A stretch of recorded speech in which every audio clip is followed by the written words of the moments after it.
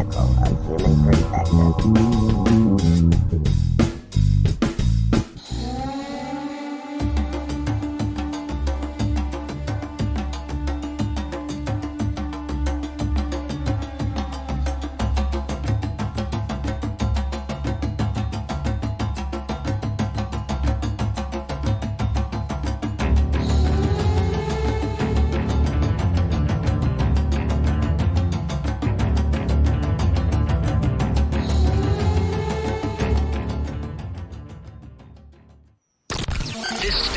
Now the ultimate power in the universe. Sharing the love, spreading the light in real time.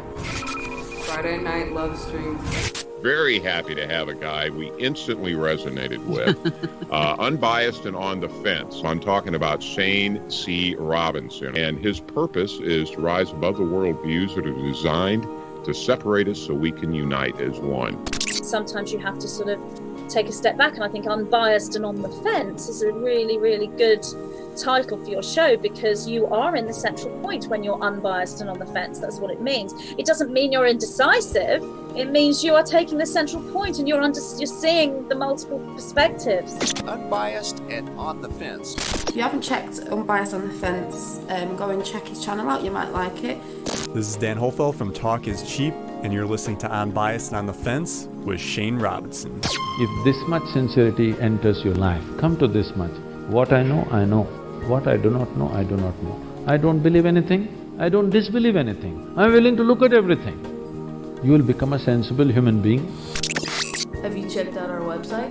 Visit us on the web at uotf.net. You're listening to The Love Stream. All around the world in real time.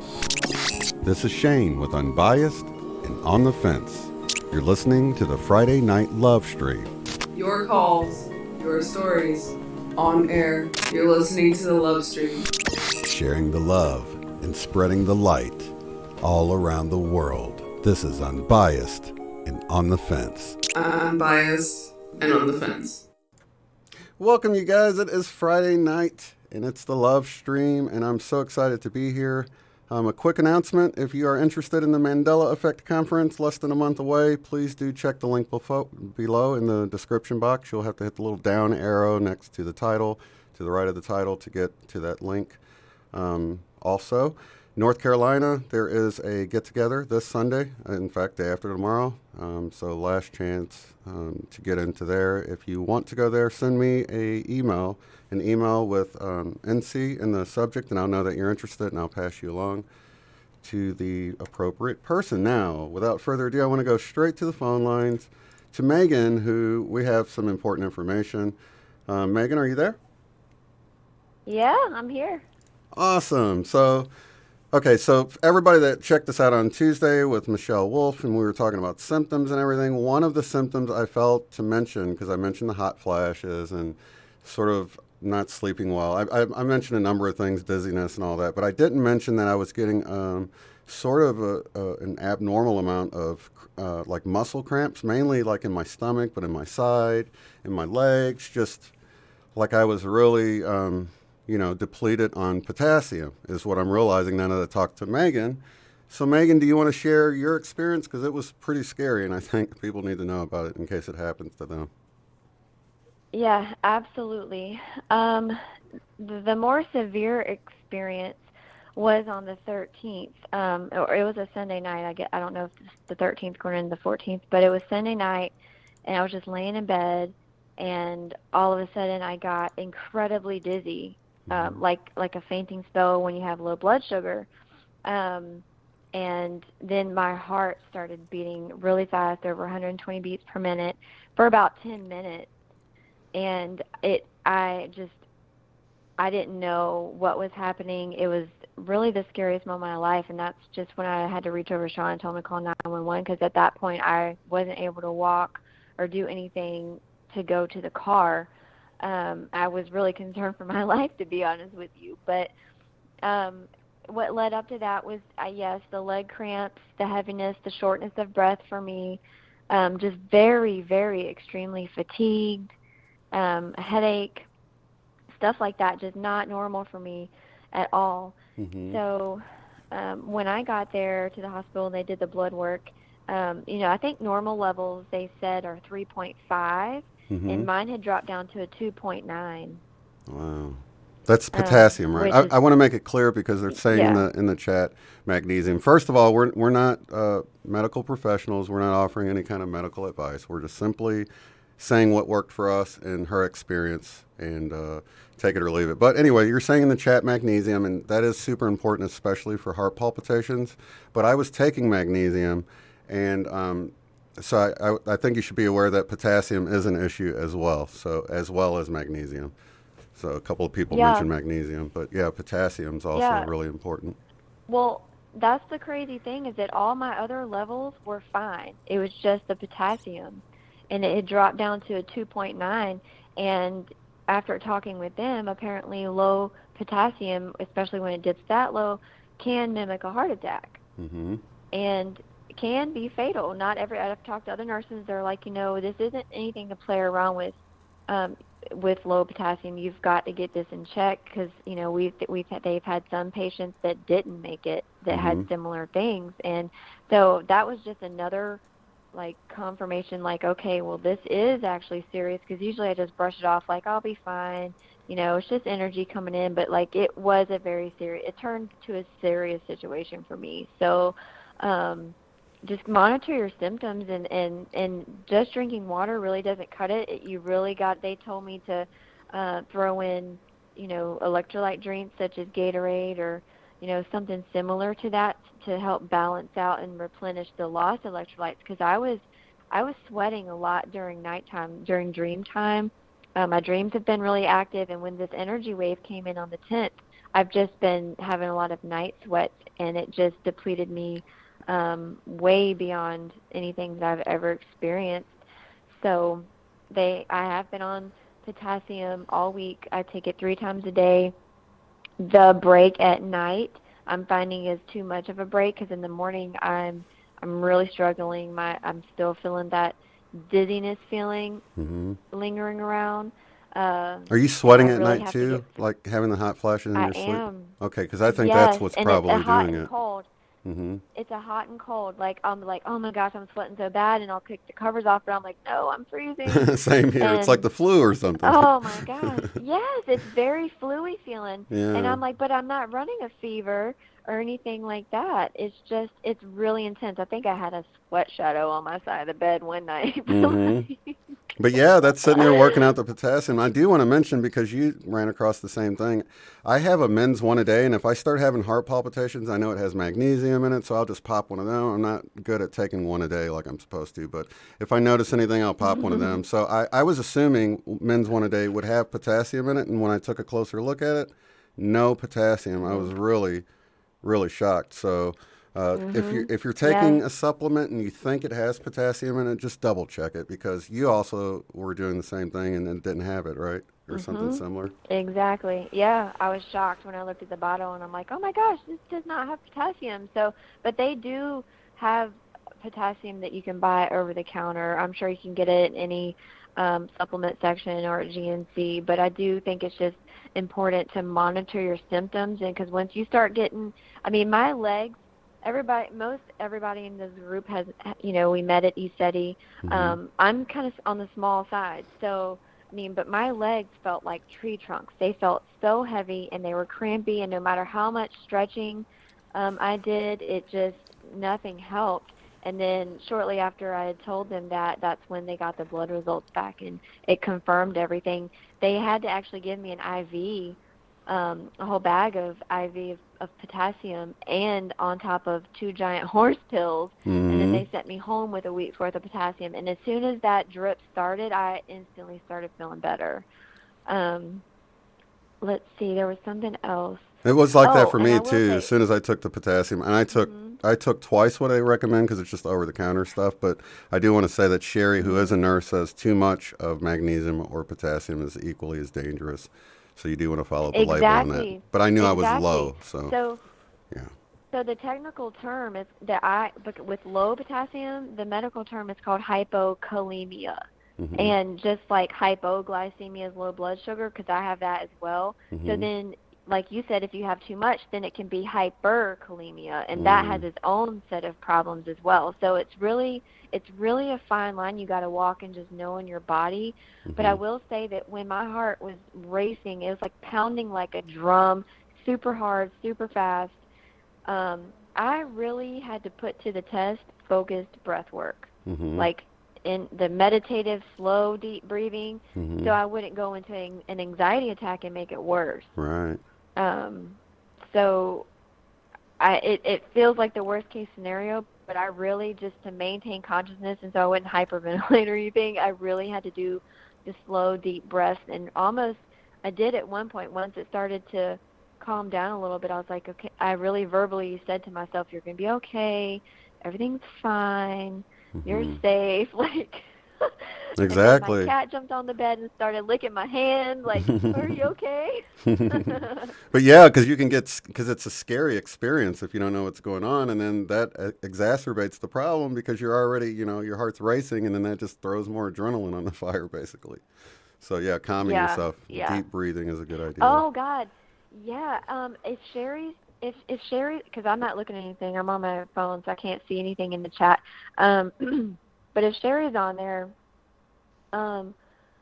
if she could chime in with, like, what it's like to come down after that, because after that I got really cold and I had, like, involuntary muscle twitches, like I would just get, like when you get the chills and you're just like that when you're really cold. I just kept doing that. Is that like a aftershock or, from adrenaline? From your heart pumping so much? If she could chime in on that, that would be great, because I didn't mention that. I mean, the paramedics saw that, but I mean, the hospital didn't, because I was calmed down once we got there. It was about a 20-minute ride. That's wild. Okay, let's see. We love you, Megan. I guess she didn't get to your question yet. So. Okay. Oh, it's okay. You can just let me know when she does. But I do somehow think this is somehow related to the energy that's coming in, especially from the 1010. For me, it was the 1010. We discussed that briefly, and I can touch on it again.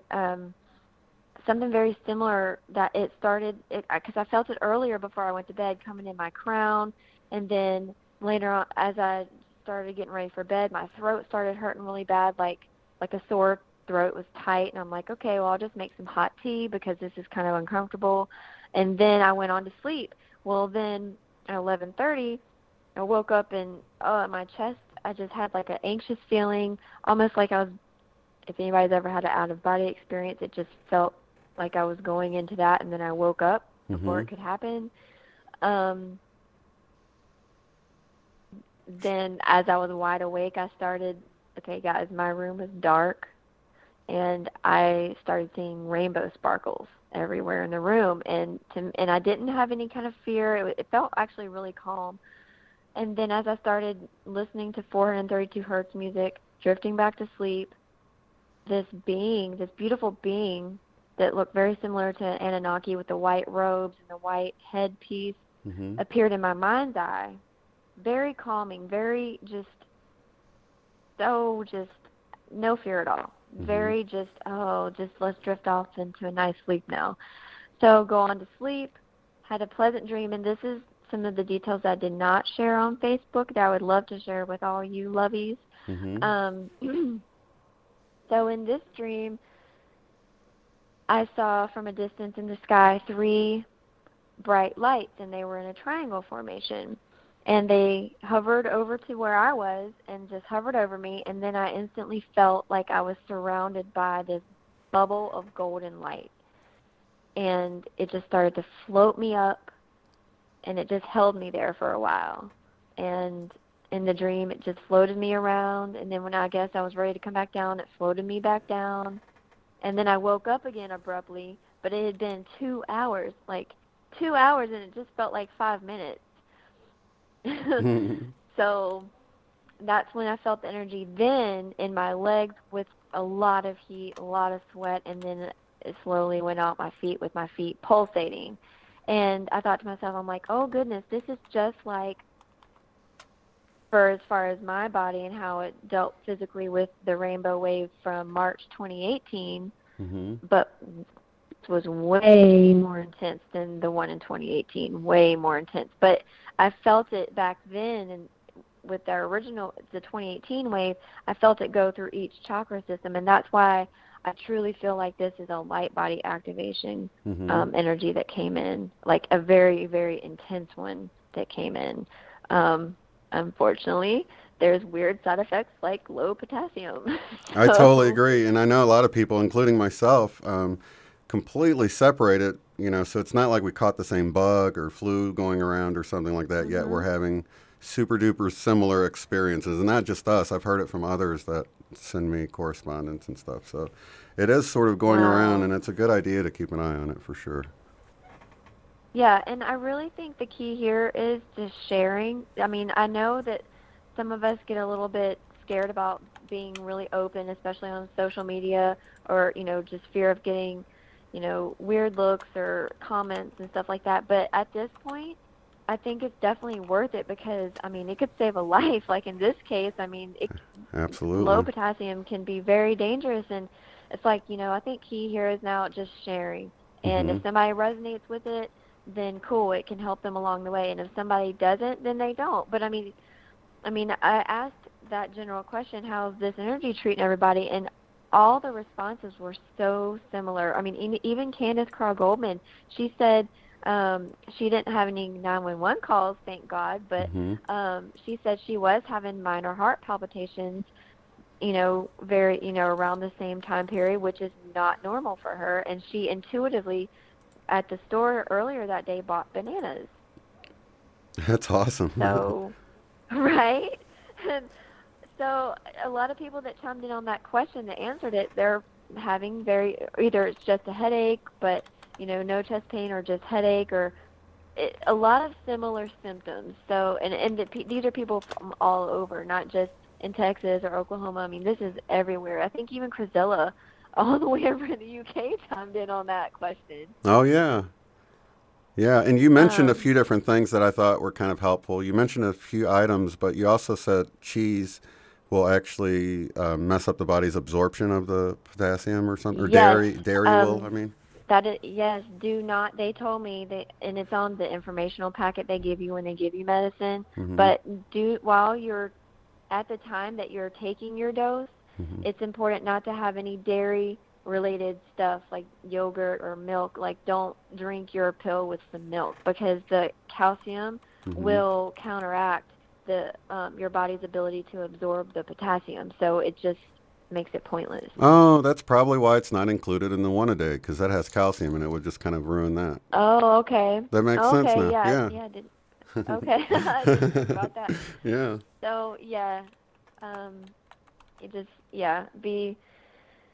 Just monitor your symptoms and see how you're feeling. If at the very least, if you find yourself sweating a lot, drink a Gatorade, like one of those mini bottles. If you're worried about sugar and stuff, they even have a 0 sugar one too. But definitely drink a Gatorade to replace the electrolytes and see if that helps. If not,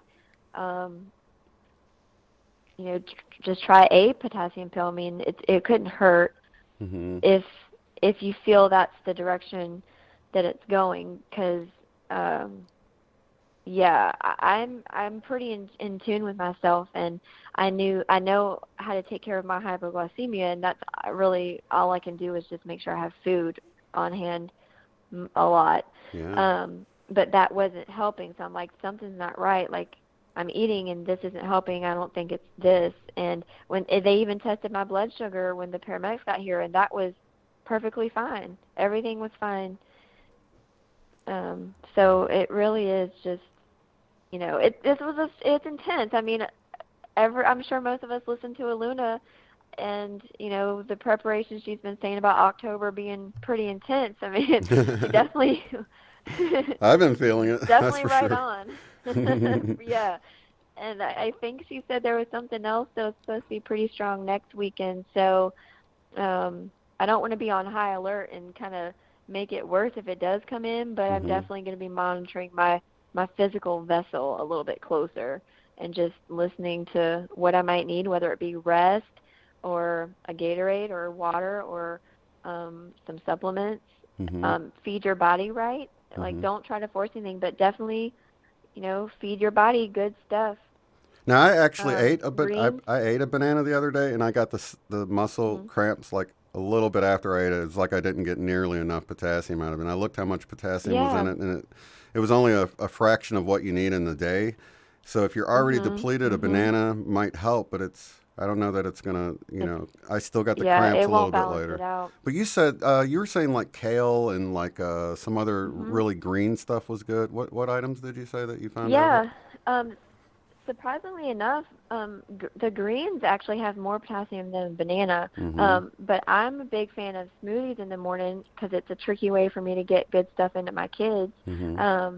So I do, you can do fresh or frozen, it doesn't matter, but kale, spinach, and then you can throw in some fruits with some honey and some cinnamon into a smoothie, and you can use water or whatever liquid you would like, but I do that just to try to stay healthy. But and that's the crazy thing, I had been doing all that, but because my levels were just so off, they could not stabilize on their own, and that's why it led to what it did. So I was doing all the right stuff, but whatever's been happening during dream time and energetically, it just threw my body off to where it just could not stabilize on its own. So just take those prep steps.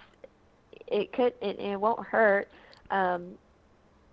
And don't hesitate to go to the emergency room, guys. If you feel like something's, don't sit at home and think ascension symptoms and not go get medical attention if stuff's getting serious. You know what's funny? Look at Jessica Thompson just said dill pickle juice for cramps faster than banana. Now check this out. I'm at the Quick Trip the other day.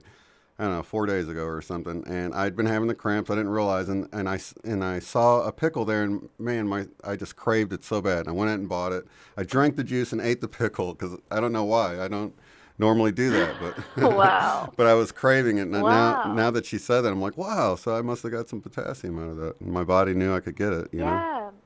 Your body knew, and oh man, it's just so cool how all this connects too, because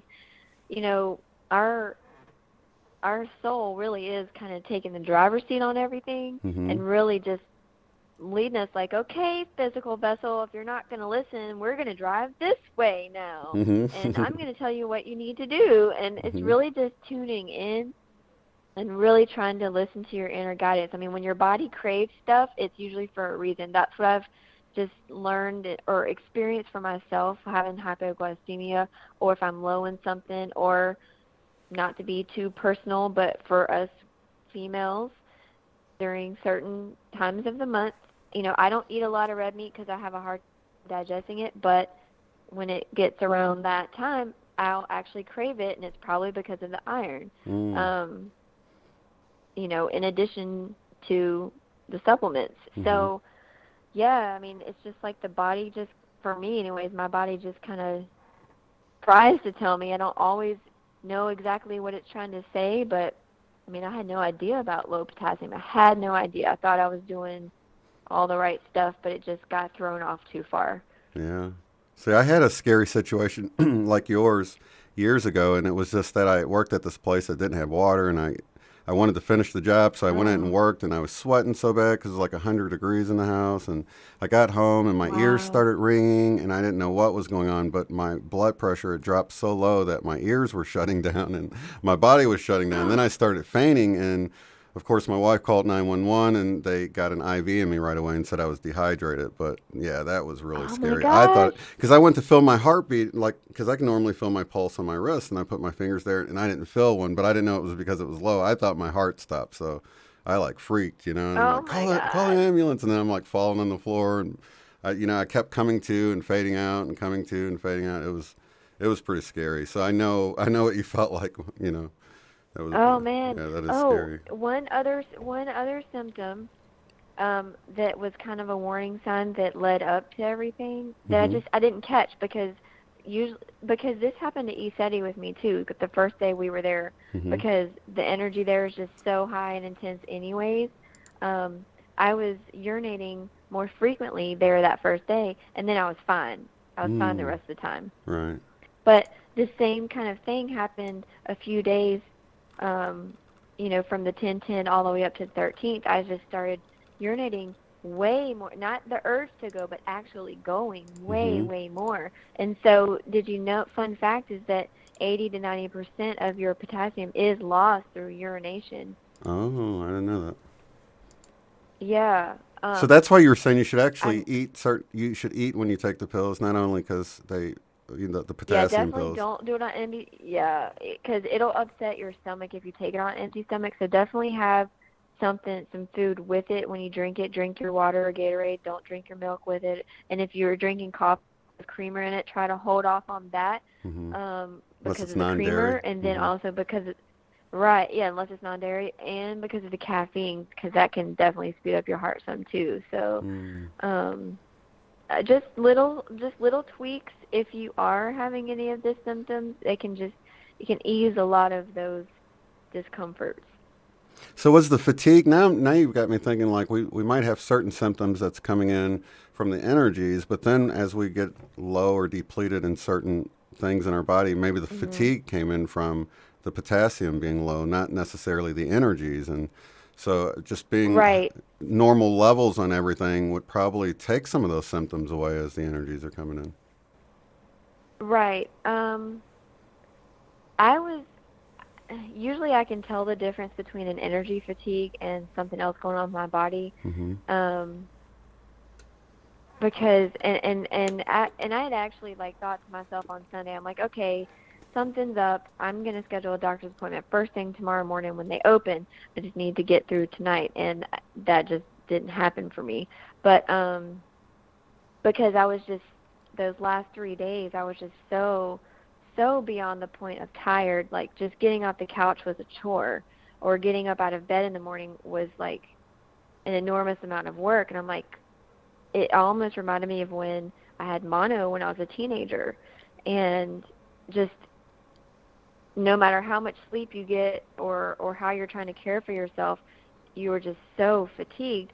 Because with normal ascension symptoms, I may need like a 2-hour nap or 20-minute power nap, and then I'm okay. I can ride the rest of it out, but nothing was helping at all. And you felt it more in your muscles too, didn't you? Like your legs felt heavy. Yeah, my legs were cramping so bad, and that's when I knew because usually I can just stretch and they'll be fine, but they felt like tree trunks, and it was just a very achy, crampy feeling in my legs.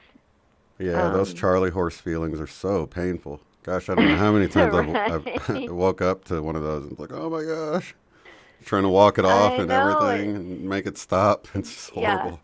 Yeah, it is, or it's the worst. Yeah. And so, I mean, with all this, the fatigue, the feeling lightheaded, like you're about to pass out, and then the racing heart, to the extreme, like it went. That's when I was like, I've got to go to the emergency room.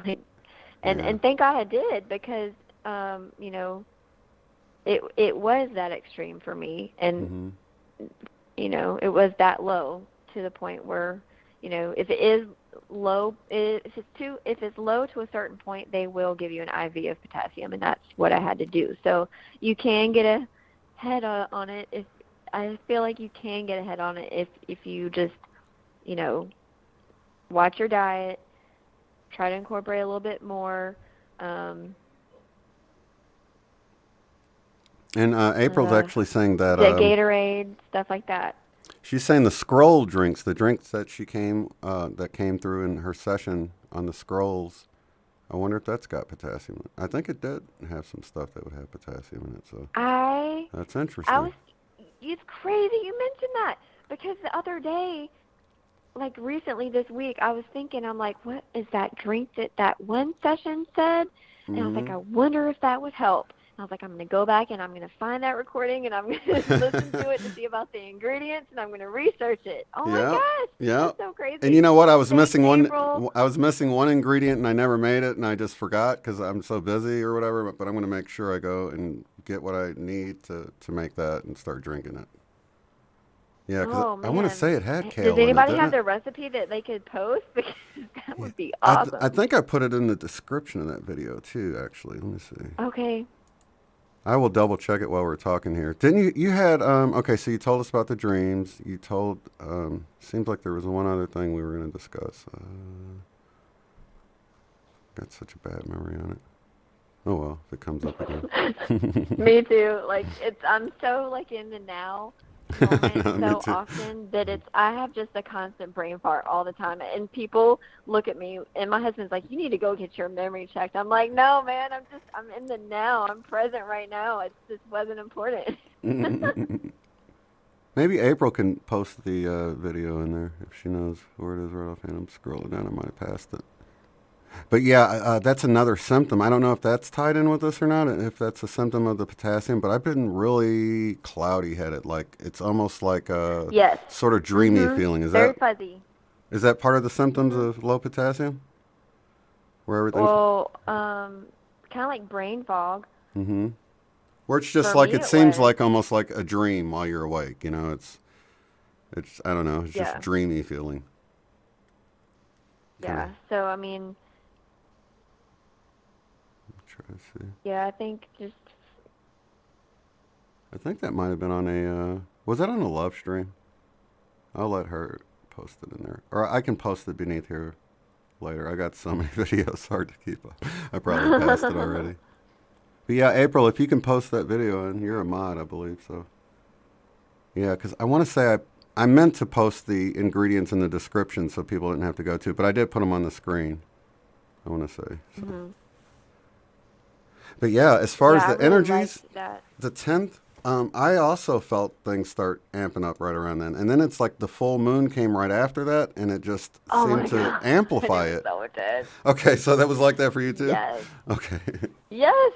Oh, I'm like, dang, this Aries full moon is no joke with the heat. And I'm like, maybe that's where the heat's coming from. I don't know, but the hot flashes were for real. And I'm like, yeah, I'm definitely not menopausal age. I'm only 36. I'm just not. And my husband was even just kicking covers off too. So I mean, we were all kind of just running hot. My kids, so I'm like, I know this is not a hormonal thing, okay? Like, right. My kids are pretty sensitive to energies too. And yeah, they weren't struggling nowhere near like I was, but they were. My son was sweating really bad in his sleep also, and he's 12. And we keep it nice and cool in our house too, with a fan on us, because we like to have, blankets on us. So we keep it nice and cool with the fan going. But still, I was like, just like you were saying, I'd uncover and then I'd start getting cold because I'd sweat, and I was like kind of wet, and then I'd get cold and cover back up and wake up again hot. Yes, it's so gross. Yeah, back and forth. But the funny thing is, when I wasn't having the hot flashes or the chills like during the day, I still felt hot. I mean, I went over to the thermostat several times thinking that the kids messed with it and like turned it up or something, but no, it was like 72 in the house, but it felt like it was 80 to me. Yes. I was just so uncomfortable. Did the same thing. Yeah. Yes, I would walk in our room and I'm like, why? And my husband would be laying there. I'm like, why is it so hot in here? Did you mess with the thermostat? He's like, no, I haven't touched it. And I was like, are you sure? Because it is like a sauna in here. And he's like, I think it's just you.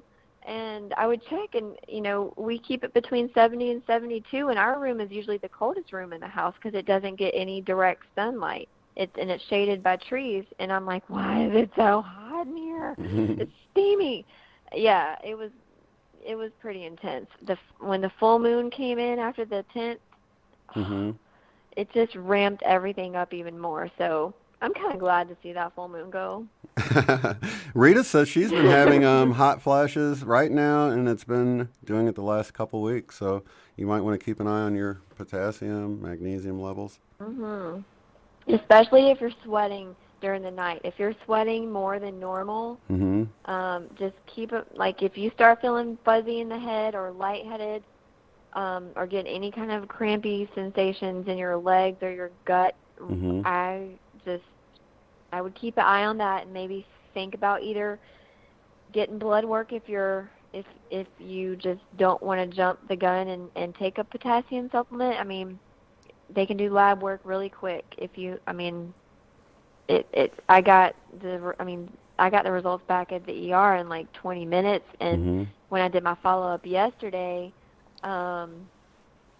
it wasn't a fasting lab, but I had already taken my dose that morning, but it was still just barely in the normal level after my morning dose of potassium. So today, let's see, I went in Sunday, was released Monday morning. Today is the first day that I've actually been able to function somewhat normal after about 11, once my morning dose kicked in.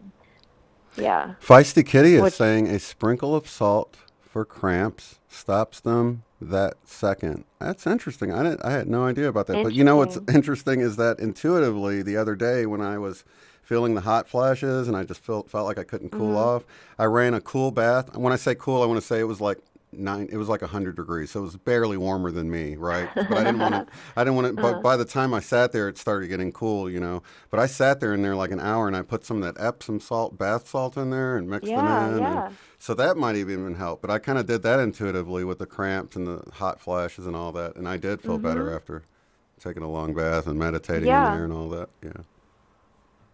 I did that on probably the 10th or 11th, around the time that I had that when that first initial wave came through and went through the whole chakra system. It really just reminded me of the rainbow wave from 2018, and just in a way more intense way.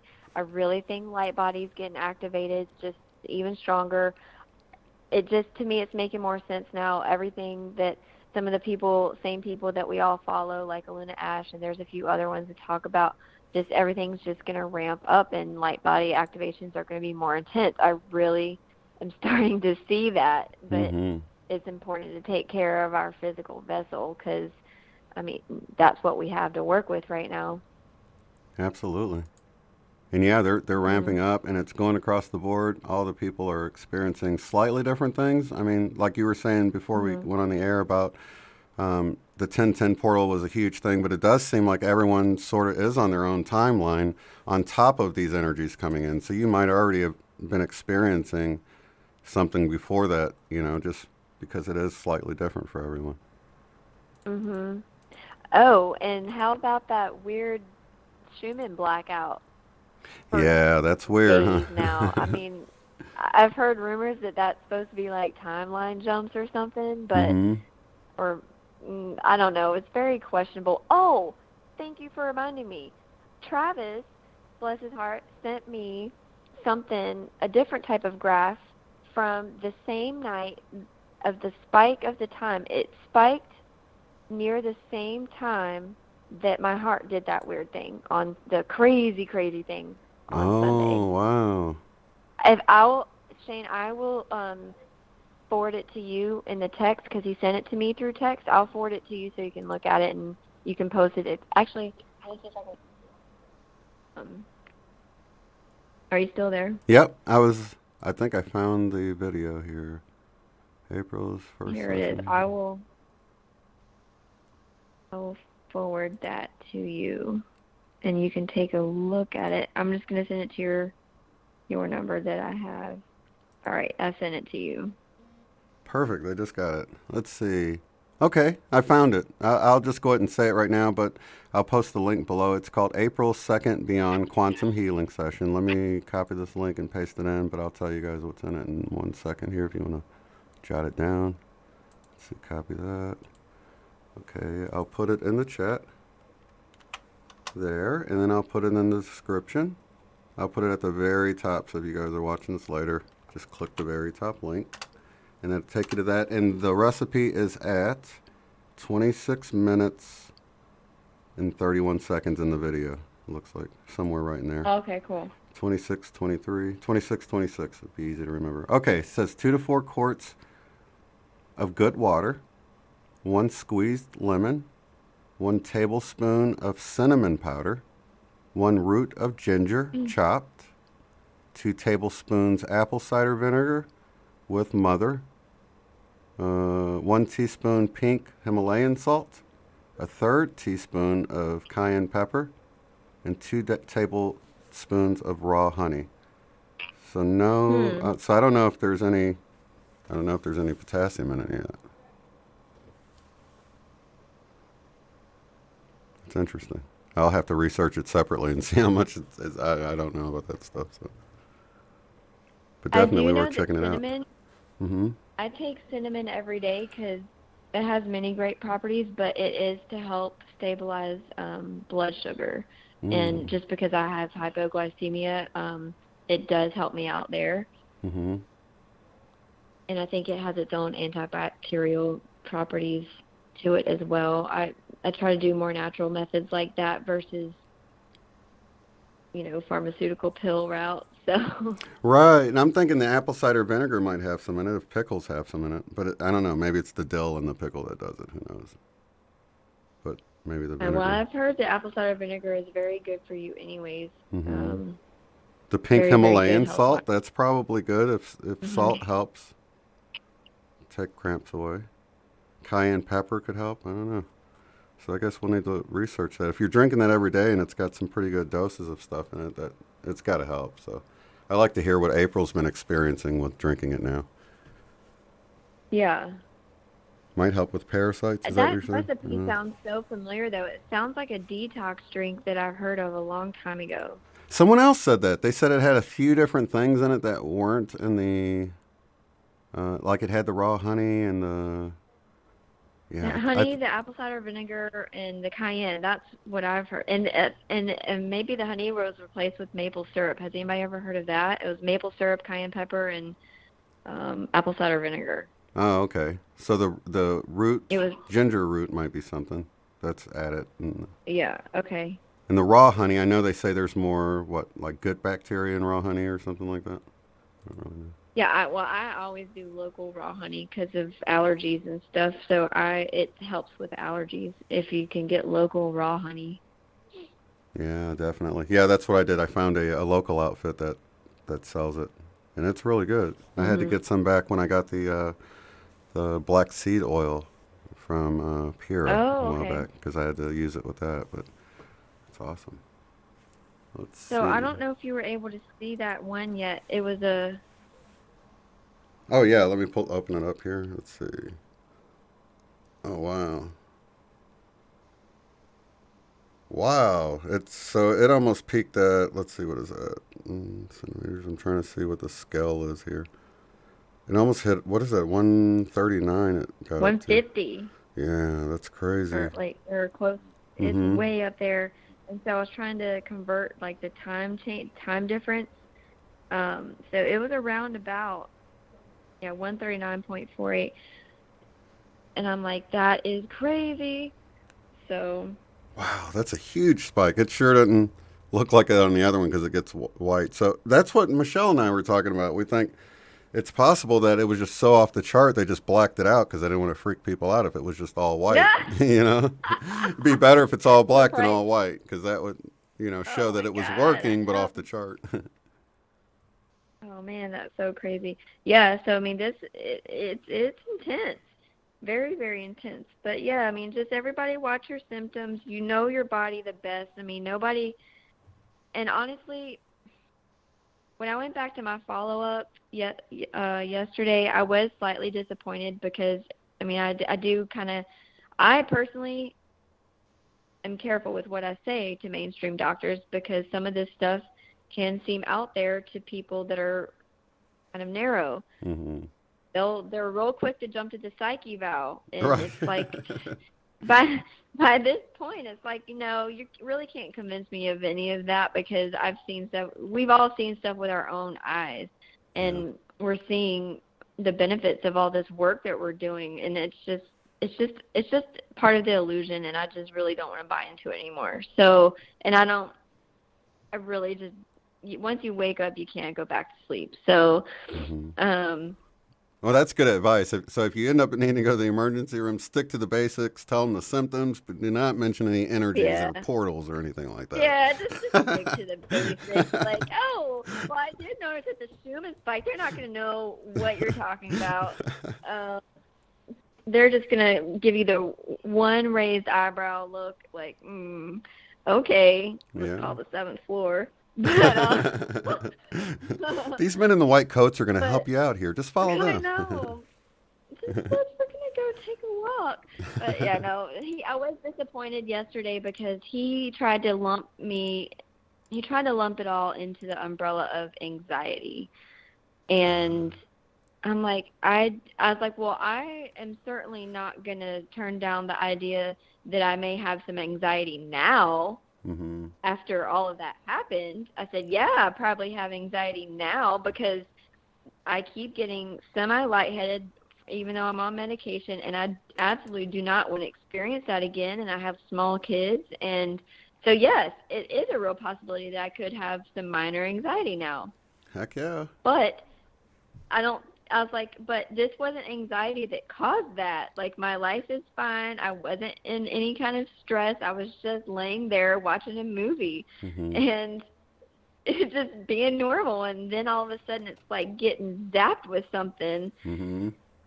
out of the blue. So I was a little bit disappointed there. So, yeah, like Shane said, just stick to the symptoms. Don't, you know your body better than anyone else, better than any doctor. Yeah, they went to med school and know the book stuff, Mm-hmm. but the thing that I've noticed with Western medicine is that they always leave out the spiritual aspect of things. They focus on the mind and the body, but they leave out the spiritual. And to me, it's essential. You Mm-hmm. have to have all three in balance to work cohesively, or everything's just going to fall out of balance. Yeah, I think a lot of us, I know I do, neglect the body probably most because I'm so focused on, the spiritual aspect of things. But yeah, it's easy to neglect. And that's why sharing can just really help here, because where one person may have great tips for, salt helps cramps instantly, you do this. Another person may be like, oh, okay, well, these yoga stretches will help with your body here. And then somebody else will be like, oh, well, this 432 hertz music will help with your relaxation to your mind. So it's really, everybody has their key roles of something that they know that can be so helpful to everyone, that can really, for all of us to benefit from in a whole complete experience. Absolutely. Sorry, I'm talking to the chat here. Good night, you guys. We got people checking out. Let's see. There was something I was going to mention here that I read. No. Let's see. Organic's supposed to be natural. You believe we have to pay to have something grown special way. It's all GMO. Yeah, even at some of the health food stores you have to watch nowadays because they'll slip stuff in there, I found out. That's a shame. Yeah, it seems like you could just read it and know it's good, or go to a certain store and know everything in there is good, but you can't really do that, unfortunately. No, and something to touch on that, because my family on the East Coast in Virginia, they have farms, and they grow different crops throughout the year. Soybeans is the main one. And one of my cousins, we were talking, and he really would like to go the organic route, but he told me it takes 5 to 7 years of not treating anything with stuff for the soil sample to come back for them to approve you as like the first step of going as an organic farmer. Oh, wow. So that probably keeps a lot of them from doing anything like that. Yeah. And then, so if you can't spray anything, your crop size is going to be reduced because of pests and stuff. So, it's a lot of work, and that's probably why it's so expensive. But, he thought about it, but it's just, he said that the larger companies make it almost, like the guidelines for it, they make it almost impossible for, smaller farmers to even go that route. They have to jump, so they have to forever. They test the soil samples or something until the levels are so low? Is that what it is? Yeah. You have to be consistent. Like, it goes, for 5 to 7, it takes 5 to 7 years for the soil to be okay if you've ever treated it. Well, it seems like just cost-wise, I know it's hard for just comparing the cost of just going and just to survive and buying groceries and then going and getting all organic is just like night and day. I mean, it's just so expensive. Yeah. You know what I mean? And you can see why now that you mentioned the farmers having to jump through hurdles and everything. And then you got to think, what if your neighbor farmer doesn't want to go organic? Is that stuff he's spraying going to fly over onto your crops? And I mean, there's a lot of things to consider. The wind, it seems like it would carry that stuff. And then you have the chemtrails that eventually make its way down and then also contaminate the soil too. So I mean, it's really just a bombardment. So you really just, try to do the best you can. Definitely rinse your vegetables. But absolutely. I mean, it's just all of this really. Once you start to see all the connection, like I'm, I used to get really mad about it, and when I was in that rabbit hole of stuff. But now I'm just, some things are just beyond my control, and I do the best that I can and try to make peace with that. And things are coming to the surface. Things are going to change, I feel, and it's just focus on what your role is and what you're here for and what you feel you're meant to do, and just be your best you. I mean, I don't have to be the loudest person in the room. I don't say very much. Usually in a group, I just sit kind of quiet and just observe. I don't need to do that because that's just not my role. I'm the person that I'll give somebody a neck rub or a shoulder rub, though. Right. Well, I wanted to, I don't know if you're wanting to go there or not, but I mean, you can talk about as much as you want, but I know that you've been doing BQH and you took the course and everything. I just kind of wanted to get your feelings on the course and, some of your sessions you've been doing. How, you don't have to be specific, but just how you liked it and all that stuff. Oh, sure. I definitely enjoyed it. I mean, as soon as I found Dolores Cannon early 2018, she was like my connector piece.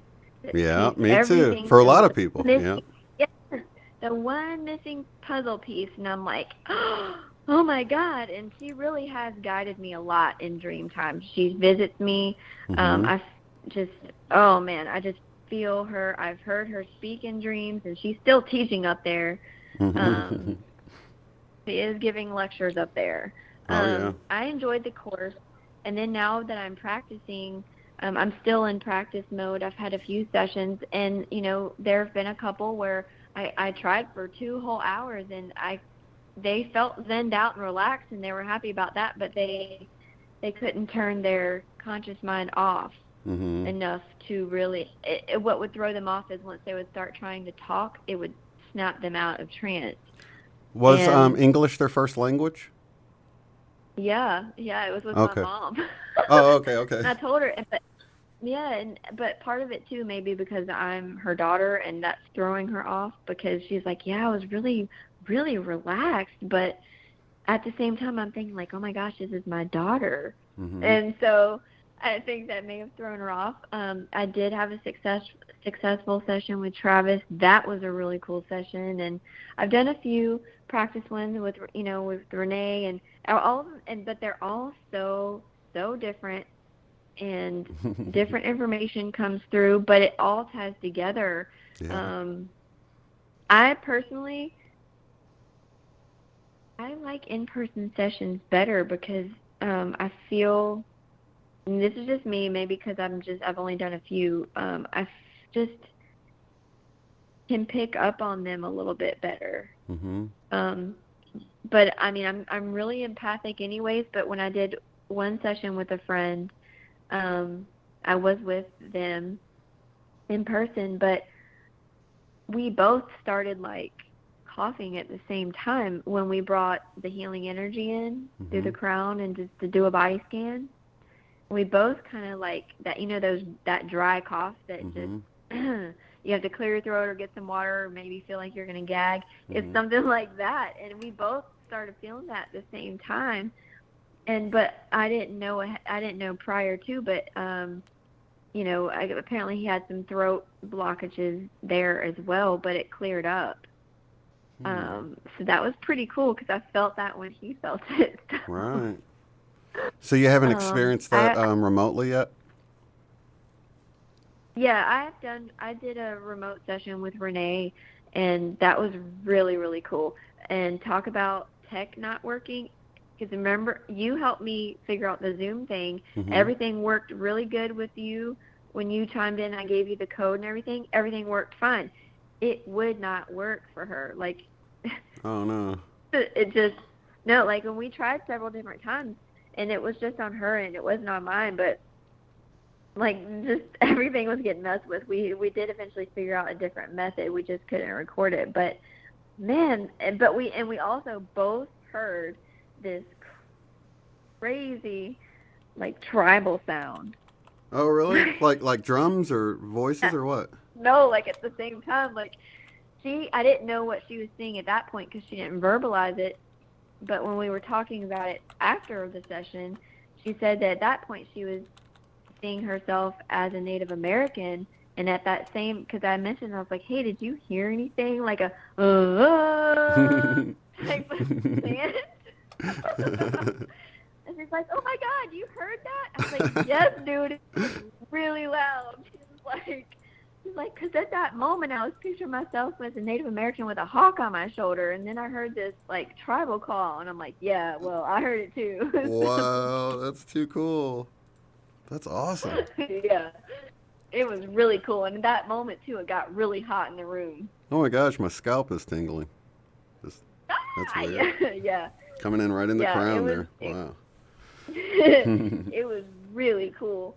So that's probably the most prominent one that sticks out is that experience that just cannot be explained. And then and then as I was watching her on the screen, like this white flash kept flashing on the screen. Oh wow. Yeah, so I'm not sure. I haven't experienced that with anybody else except for her. So, I mean, I'm sure that's just the tip of the iceberg from everything else that I've heard other people speak about. But to actually experience it, it's pretty cool. Mm-hmm. It's pretty cool. She did, we a lot of stuff came through. Yeah, it was a very good experience. I'm definitely really liking it so far. Even with you said you did multiple sessions with Renee. Were they the same or similar? I only did the one with her. We want to do another one. I was like, we'll take some time to integrate some of this, and let's have another one. Yeah. Try to get some more of your questions answered because it was just a lot. She was seeing a lot, and I was really trying to let her have her visuals and get through some of her experiences. So we really only got through half of her list of questions. Well, did she remember?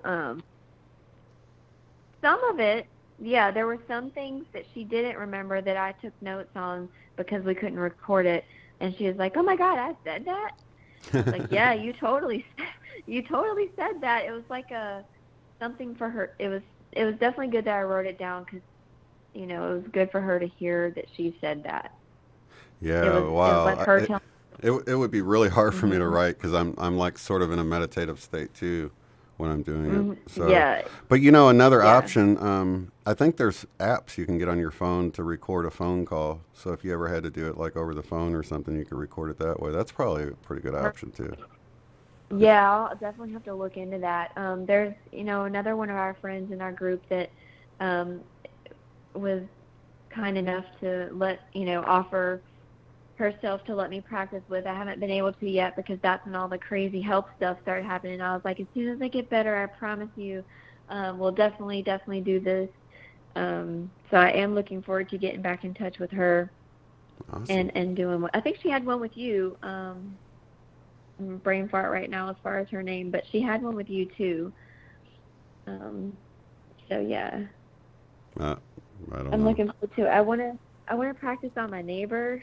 I want to ask a question with you since you're doing it too. Have you ever had like a cancer patient yet? No, not that I know of. Nobody that told me they had cancer anyway. Okay, because my neighbor is going through some stuff right now with that, and I was just like, well, if you're interested, I sent her the link as far as the info of what this stuff is. I was like, see how this resonates with you, if you're open, because I know she's open to alternative stuff anyways, but I'm like, I'd be glad to facilitate a session for you if we can just at least make you feel more comfortable. Oh, it was Jean. So I sent her. Jean saying it was me. Yeah, I was actually looking in the chat, and like 3 people's names that I looked at, I did a session for, and I'm like, there's no telling who it is. So, Jean, okay, awesome. Yeah, Jean's awesome. Yeah. Yeah, I'm really excited to get back in touch with her. So yeah, with my neighbor, I just saw her today to go check on her and stuff, and I'm like, give this some thought, see how it resonates. You know, I live right next door. We can always try, even if it just brings you some peace. Yeah, so I'm letting her read about it and see what she thinks. Well, that's and, cool. because I really like how we can all bring our own stuff to the table, like our own unique qualities. Like for me, I really like to do sound stuff, whether it's singing bowls or do a quick or just us listen to the same type of frequency music for about 5 minutes together, so we can align energetically. And just there's other stuff that I'm going to be adding later on as I get more familiar with it. But it's really great that this really is a practice that you can make your own, and everybody has their own unique way of doing it. Yeah, it's awesome. That's what I was going to chime in and tell you, that even between people that have had multiple sessions with me, they're just, I mean, you can look at April's, for instance, they were so different, and each session is so different. There'll be similarities between all of them with the information, but gosh, each experience is so different, even with the same person. It's so wild. Yeah. Jean's saying no rush. Oh, she's so sweet. Thank you. But yeah, well, it's definitely fun, and it's fun to collaborate and like compare notes and talk to other practitioners, and just I'm really enjoying the field, and it's definitely one of those big universal nudges that I guess from the beginning of October, I mean, I have a mainstream job that I do right now, but it's really kind of taken a back seat on its own. Like, it just, I don't know if it's an energy related thing or who knows what's going on, but I've got, when I was going through the health stuff and wasn't able to do it, that's when I was getting calls for it, and my boss had to write on the page that I just was not available due to health reasons right now. And but it just seems like that is seriously taking a back seat, and it was a way for me to incorporate light work and as far as building people's body image initially, but it's just, I'm at a point now where I'm like, I really just don't want to continue this. This is not what my purpose is here. I have a greater purpose, and my soul really is driving the bus right now. It's like, no, we're going to go in this direction, and we just need to step on that path all the way and do it. And yeah, that's where I'm going now. The next step is to start a shamanic practitioner's course, which I'm thrilled about. I've known her since 2005, and it's just one more tool for the toolbox, Oh, definitely. So do you think, was there any surprises for you? I say my biggest surprise with the BQH is how much I didn't have to do. I kind of felt like I had to do the whole thing, but once it started, you realize there is this whole team of higher beings that's actually assisting in creating the journey. Have you sort of experienced that? I guess you did with the power you felt coming through, right? Oh, yes. I mean, the few that that were able to relax enough to really stay there and start talking, it really was very little effort. And I was quite surprised. And then, some have had more strong reaction than others. Some have cried, and because it's just been so intense, and it almost seemed like an exact scene out of a Dolores Cannon book where a planet has blown up. I mean, and they're upset because they're seeing their home planet that was blown. I mean, I'm like, holy smokes, this is just like out of a book of hers. Yeah, so I mean, and this was pretty instant, like within, after going through the induction, it was like, boom, we're right into this scene. We're crying and of seeing this planet that's been demolished. And I'm like, holy crap, that was, Not so fancy Nancy. I haven't heard the recording of Angela's yet. She said it wasn't good, but I need to go back and listen to it and see if it can be edited to be aired. I just don't know yet.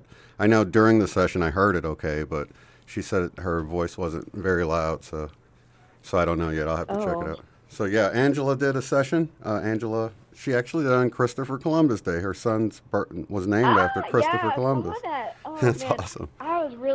I'm looking forward to listening to that, man, because I connect with her a lot on social media, and she is just such a lovely soul, and all of her synchronicities that she has with her son, and even in my BQ8 session, because she had one shortly after I did a recent one with Travis when I was visiting with them. We were just practicing on each other, and in my session, appeared a ginormous black crow, and she had said later on, she had made a post about that being Christopher's favorite bird, and I'm like, oh my God!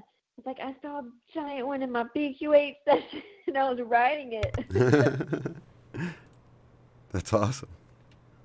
Yeah, I mean, it's just, I'm always fascinated and amazed at how much all of this truly is connected, how much all of us are connected, even if we all haven't even met in person. I don't always get to chime into the chat because I'm usually busy with my kids or doing school pickup or at a sporting event for one of my kids. I mean, but even just the brief time that we connect on social media or here or even at SETI, I mean, it just felt like one big family reunion, and it was like the best time of my life. It was really probably one of the greatest moments of my life, that whole trip. Oh, absolutely. That was definitely one of those moments you'll remember for the rest of your life. And it even came through the session that as we come together like that and we would like actually activate one another and become brighter and then take that brightness back to where we come from. And I actually feel like that. I felt like that exact thing happened, like we activated each other, and I was able to carry a brighter light back home with me. Yes, absolutely. It's like we leveled up. We all leveled up at SETI. Oh no, Nancy's saying that she sent her the audio, but it was blank with the volume all the way up. Oh my gosh. No, she said she could hear it with headphones on. And I know I trimmed off the beginning and end when I sent it to her, so I know I heard something on there, so you might want to try downloading it again. Oh, you have an iPhone? I think the iPhones, you just need to try to download it again. The iPhones do something funny where they start to download it and then they don't do it or something like that. I'm not really sure, but I would just try to download it again and it'll be there. And probably make sure you're on Wi-Fi or got a good connection. Let's see. Okay. So you're glad you did the BQH thing then, huh? Oh, absolutely. I mean, I pondered it for a good year before I started it because I was, January 2018 is when I really had like what I call the Great Awakening and started having all these experiences out of body and not really knowing what it was. My aunt kind of guided me through a lot of it, and she never really oversaid anything. She just planted a seed, and I would go and research stuff, which led me to other stuff, which led me to your stuff. Wow. And then I listened to, it was January, February 2018. I listened to your first one of your shows that you did with Allison Coe. All right, yeah. And then y'all were talking about Dolores Cannon and how, like, people say that they see Dolores in her, and I'm like, well, who's this Dolores Cannon lady? Let me look her up. And then I went to look her up, and then I fell in that rabbit hole for a while and, like, watched every single live video that she ever put on. Yeah, that's how I did. And then I went to her books. Yes. Then I bought my first book in March 2018, which happened to be the last book she ever wrote, which was The Three Waves. And which I'm glad, because when I was reading it, there's a lot of things in there. I'm like, holy crap, I've had this dream before of what this person's saying in a session. I was like, I've had this exact dream before. And that's when I'm like, yep, no, there's no convincing me now that this stuff is not real. No. This is just all too. And then I started watching you and Michelle on Tuesdays more because everything was a check yes in the box for me on everything y'all talk about. And I'm like, this is wild. There is no way. And it was just such a great experience, and then I saw you post talk about BQH and saw the codes and stuff, and I'm like, well, I really just needed to watch it and observe it a little bit more and really feel it out. And then last February, shortly after our gathering in Austin, I'm like, that's when I started pondering it. And then me and Travis just really kind of took the plunge together at the same time, where I'm like, let's just do this, man. Like, we need to do this. I really feel like I'm being pushed that way. Like, we're going to be needed here soon. So that's exactly what I feel like. And people, even the people that barely get any information out of it, get just enough of a nugget that it just propels them forward. I'm amazed that you can have a full of information session or a session. I've had sessions that were 3 hours long with just one line. I just heard blah, blah, blah, and that's all they got, and the whole time they didn't see anything, or they might have saw something little, but, they basically didn't get anything except this one line. And then that, was enough to get some forward momentum going again. But that book you mentioned by Dolores Cannon, The 3 Waves of Volunteers, that's when I actually came across what sounded like the Mandela effect in one of the sessions. It's actually chapter 23, The Best Agenda for Earth. So anybody that has that, check that out, because I want to say, they don't mention the Mandela effect, but they talk about these factions that were wanting to make changes to our reality, and I was like, what? And it totally sounds like they're describing the Mandela effect, and it was to wake humans up, and it woke me up, and, so I don't know. It was sort of an answer. It was definitely an answer I needed at the time. So I came across her as a result of the Mandela effect. Somebody said, you want to know what the Mandela effect is? Check out this video. And it was just one of her videos that they just reposted of Dolores Cannon, and they ended up taking it down because they're all over taking her videos down, But it was enough that I knew who she was, and I was able to, move forward in that and go down that rabbit hole just like you did. The effect for you for Texas. So I've lived here now for 7 years, and Sean's from Texas. And when we first moved here, a very common travel highway is 190. It goes east and west. So about 5 years ago, all of a sudden, I noticed on my GPS on my phone, my app, when I would look up directions to go somewhere, it would say I-14. I'm like, I-14? What is I-14? And it's really 190. And then I got on that road, and then there was these everywhere I-14 signs. I'm like, where did they come from? Like, I've lived here for this many years now, and where did these signs come from? Wow. And some people are like, they've been there, and I'm like, no, they weren't, dude. Like, that many, no. It's always been 190. It has not been I-14. Is it both or just 14 now? It can be both. It only shows it as I-14 on the GPS app. Oh, I see. On the map. Yeah. But they actually have physical signs. I'm like, well, when did these signs go up? I drive this road every single day. When did these signs go up? Like, I would see these, okay? And they're like, well, they've been there for however many years. And I'm like, but I've been here since then, and I've never seen them. And they don't look new either, right? That's the thing. They look like they've been there a while, right? Yeah, I'm like, oh my God. Yes, you know what freaked me out? Big one for me. What freaked me out driving through Texas was Buc-ee's. Do you see how it's spelled now? I'm like, Buc-ee's. what the heck? That's weird. Yes, it's, what is it? B-U-C-E-E? It's B-U-C-C now or something. It used to be B-U-C-K-E or something like that. It used to be like Buck from what I remember. Now it's B-U-C-C. Let me look it up again. I don't want to mess it up. Buc-ee's. Yeah, it's B-U-C space E-E-S, I think. Let me double check. It's B-U-C dash E-E-S. Does that sound right to you? Wow. Yeah, it does sound right, and because it's kind of a thing here in Texas. Apparently, it's a popular thing. It's a popular pit stop area. Right, but you don't remember it with a K when you first moved there, or no? No, because I didn't. We don't go there often, so by the time I did go there, I've always seen it with the C, the B-U-C. I could ask Sean though. because Sean's from here. He always talks about this kind of stuff. I'll ask him later on, and I'll have to let you know. And I want to do a little poll for the chat. I want to know if you guys, you know the food delivery company called Schwan's? If you can spell that in the chat of how you remember it being spelled, because I was out driving and it's changed for me. 100% sure it changed. I could see it in my head the way it used to be, and now it's different. So if you guys will type in Schwan's into the chat of if you know that company and you know how you know it was spelled, just type it in there. How you remember? Because I was really surprised. Can I say how I know it was spelled? Yeah, how do you think it was spelled? All right, so I remember it as SCHWA. I don't know if I had one or two N's and then S. That's so funny you said that. That's so funny you said that. You got the download. You got the dual memory. So let's see. I'm not going to say which is which, and people. Oh, and here they pop out. 2 N's, 1 N, 2 N's. Keep it coming, guys. Because when I saw. Because my friend was obsessed with the Schwan's, man, with the ice cream.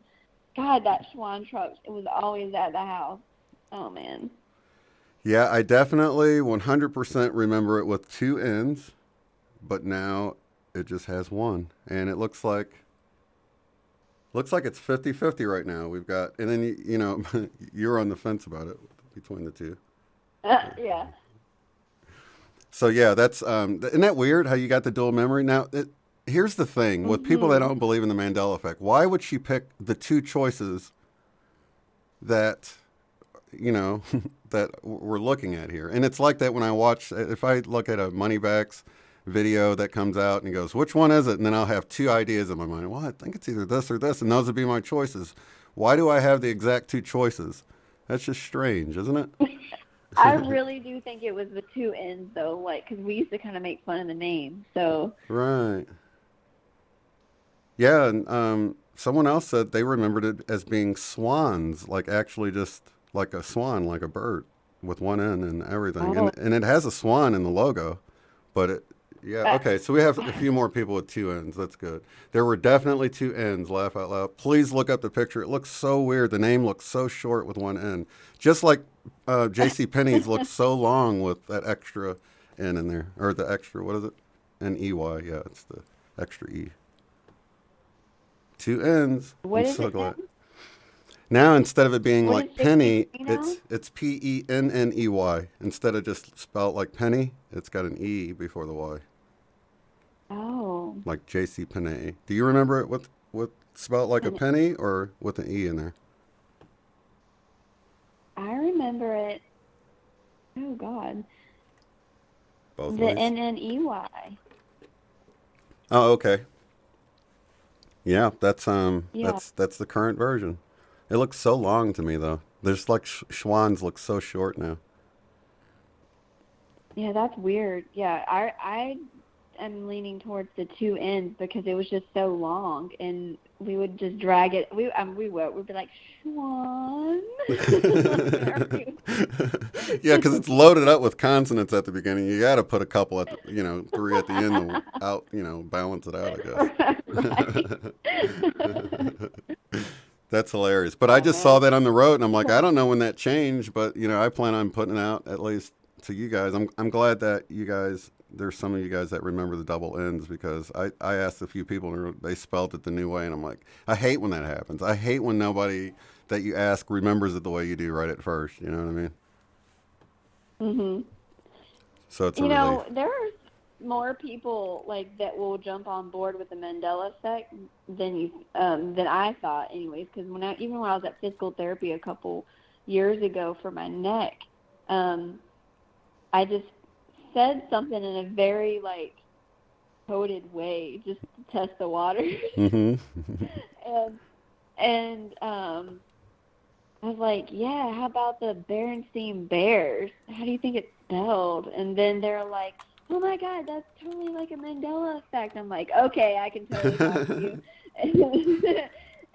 and we were talking about it, and I'm like, dude, my sister, from years and years ago, I mean, I have old books and it is kind of trippy. That's trippy. And then, or you're talking to somebody. I was in the park one day, and we got to talking about time, and I'm like, yeah, I don't really keep up with time. And she was like, or linear time. And I'm like, okay. It's like we have to speak in code just to see if you can really carry on, if you're just like a safe person to talk to. And, it really is like that, especially with certain, careers. I know my son was at school, and he was laughing at the way they spell Funyuns now, and the teacher overheard him, and she said, you know what that's called? And he said the Mandela effect, and she just kind of nodded, but... So she knows about it, but people have to play it cool because you sound crazy, and they're at risk of losing their job. If you're in a profession like that, dude, you can't come out and say that, Oh, man. I asked my son, that's funny you say about the teaching profession because this year my son comes home, and he loves school this year. He didn't so much last year because of certain teachers, but he loves his math teacher this year, and he comes home talking about all the cool stuff he does all the time. Like he'll play guitar while he's taking roll, and he just has these off-the-wall topics that they talk about that have nothing to do with math. And I wish I wasn't fuzzy right now because I want to remember a specific thing. But I'm like, dude, that has nothing to do with math at all. But it's cool that y'all are talking about that. And I was like, he sounds like a very awake person. And I was like, hey, just for giggles, you should totally ask him if he watches Ancient Aliens. And so he did. He did. And he said he did. And I was like, whatever. From everything you're telling me, I really want to have a conversation with your math teacher because I bet we could have a lot to talk about. Because they were talking about planetary stuff and some of the things I talk about in the car. I'm really open with my kids about this. And he's like, oh my God, my math teacher was talking about that the other day. I'm like, yeah, and that has nothing to do with math. Oh yeah, they were talking about the Mandela Effect movie. Sorry to cut you off there. No, it's all good. Did you see the trailer for that yet? Mm-mm. Okay, because how close are you to Austin? Which side? Because where we were for New Year's, it was about 45 minutes for me. Okay. Oh, did you just go to the lake house, or did you go over to? Oh God, Shane, telling you what, this is like it was a cosmic joke for my GPS that day. I typed in that lake house address, and it took me to Angie's house. Oh, it did. Yeah. I was so late getting there because it took me way to Andy's house. I'm like, I checked like multiple times. And then when I retyped it in again, it did take me to the roundabout area, but the wrong side of the lake. Mm-hmm. Like it was not, I was like, okay, well clearly we're going on a joyride today and just enjoying the sights of Austin. Yeah. But, it was a trip, man. And then that's when Sandy got the message that because I called you, but you were in a session with Otsko. I'm like, hey, man, I'm just staring at some water right now because it just led me to this water, and I don't really know where the house is. And Sandy, I left messages for all the numbers that you had listed in the email, and so Frank called me back, and he was able to walk me through to get me to where I was only like 15 minutes away, but on the other side. And, he got me there. It was funny. I just had to really sit back and laugh at that. Like it was just a cosmic joke to test my patience. But I made it there, and it was all good. That's cool because the reason I asked about the Austin thing is because they're having a screening of the Mandela Effect movie in Austin on the 23rd. So you can get a sneak peek at it. It doesn't actually come out until December 6th, I believe. So you can, and the actual director, writer, somebody like that, don't quote me on it, but somebody associated with the movie is actually going to be there for the screening. So I know there's a few Mandela Effect YouTubers that will probably be there. It's like too long of a drive for me where I go, and I'm still trying to save up to get to this other thing here in a few weeks. So it's just impossible right now, but I would love to go and cover that. That would be awesome. Oh, yeah. Because I could be Wow, there I'm in gonna 6 hours or something like that. I mean, I could literally drive there, go to the movie, and drive back in a day. And that. But actually, let's see, one of the speakers there, the one that's speaking on Sunday with me, Lauren, she lives in Austin, so she'll be able to check it out too. So that's pretty cool. Oh, cool. Yeah, I'm gonna look into that, and if I can make it, I'm gonna grab my mom because she's visiting me. I'm like, come on, Mom. It's been kind of a ride with her too because she's seen me go through this whole process, and she's, baby steps, but it's really cool. Mm-hmm. See you going on this journey. Is she starting? So she's waking up too? Yeah. In her own way. Me and my aunt are pretty much on a whole nother book, but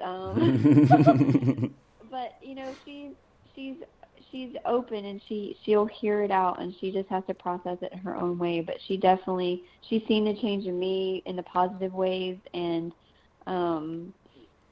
yeah, I mean she's more in tune spiritually from like a traditional like Christian way, because I mean I grew up in the church, very similar to your story, so that's where I can relate to that. But she's still that more traditional route, but the way I explain things, it can help her understand how I view it, and it just makes sense.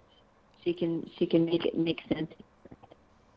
Yeah, that's really hard for people with when you have like such a strong religious leaning like that, because so many things seem like they may go against your belief system, and then you feel like, oh, this must be of the devil. I mean, there's a lot of programming that comes along with, any sort of belief system, not just religion, but just anything. If you're sort of pulled into it, then you try to make things conform to how you see the world, and it can sort of, close you off to being, really coming to some other answers, not being open-minded at all, Yeah, the programming is deep, and there's layer upon. I'm seeing there's just you think you clear something, but then a whole nother level, it's just multiple levels of those layers, and you gotta peel them back one at a time, and it just takes time to work through all of it, and that's fine. I definitely think we need to be a little bit kinder to ourselves, and to other people if they're in that situation too,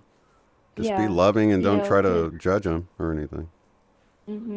Exactly. And also, you can't be a doormat either. So, I mean, just protect your energy and stay in your own. And if you feel like somebody's projecting, I mean, we're all human. Sometimes, like, if you can catch it quick enough and take a step back and just not accept that projection and just wish them well, I mean, it just really does help you bounce back quicker, or maybe just somebody could be having a crummy day, or, I see a lot of it on Facebook, and all it takes is one kind comment to reassure them, like, hey, I believe in you. You're doing the best that you can, and not all struggles are visible. Absolutely. So you never know what other people are going through. I mean, they, and they could just, one little thing could just set them off if they're already going through something really difficult, and you may be the person that is catalyst, and you don't even know it, and they just vent everything on you, and it's just taking a deeper look. And that's when I get back to the whole, like Jesus said, forgive them for they know not what they do, or just never know what someone's going through. I do that in traffic all the time, and just to not get upset with people, say, well, maybe their wife's in labor or something, or Yeah, right. You never know, Yeah, exactly. I mean, some people really are jerks, and I'm like, you know what? I'm gonna wish you well and hope that nobody else gets injured or anything, but maybe just maybe there will be a cop like a mile up the road and you'll get pulled over. That's instant karma for you, right? Oh my God, my daughter, she's 7. He said that to my husband the other night because he was just being a little bit sarcastic, and I think he stubbed his toe, and she's like, yeah, Dad, that's karma.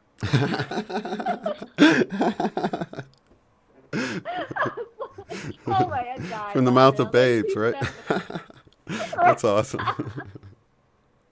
It was so funny, yeah. Yeah, Caleb's saying I don't try to wake people up, and I really don't either. I find people find you, and if they're ready. Yeah. I've gone past that phase. I was in that phase in the beginning. That's really our I was just so Christian excited. upbringing. You know what I mean? It's our Christian upbringing that we feel Like, like we need to save convince. everybody. Yeah, exactly. It's our job. Yeah. Yes, and that is very deep programming too. But now, if somebody just says one key word, or that happened today when I was checking out at the grocery store, the cash register, because I was just buying a bunch of elderberry supplements because I'm a firm believer in that. It works well for me. And she was like, so what exactly is elderberry good for? I was like, oh, it just really helps boost your immune system, if you're trying to take the more natural route versus traditional medicines or vaccines.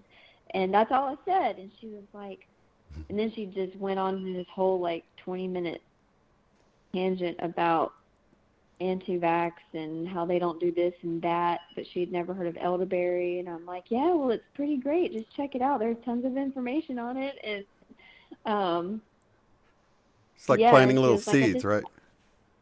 Yeah, just planting little seeds. And she's like, I didn't want to say all that up front because I didn't know if it would be okay to talk about that. And I'm like, no, dude, I totally get it. You're fine. It's like code language or something. You're good.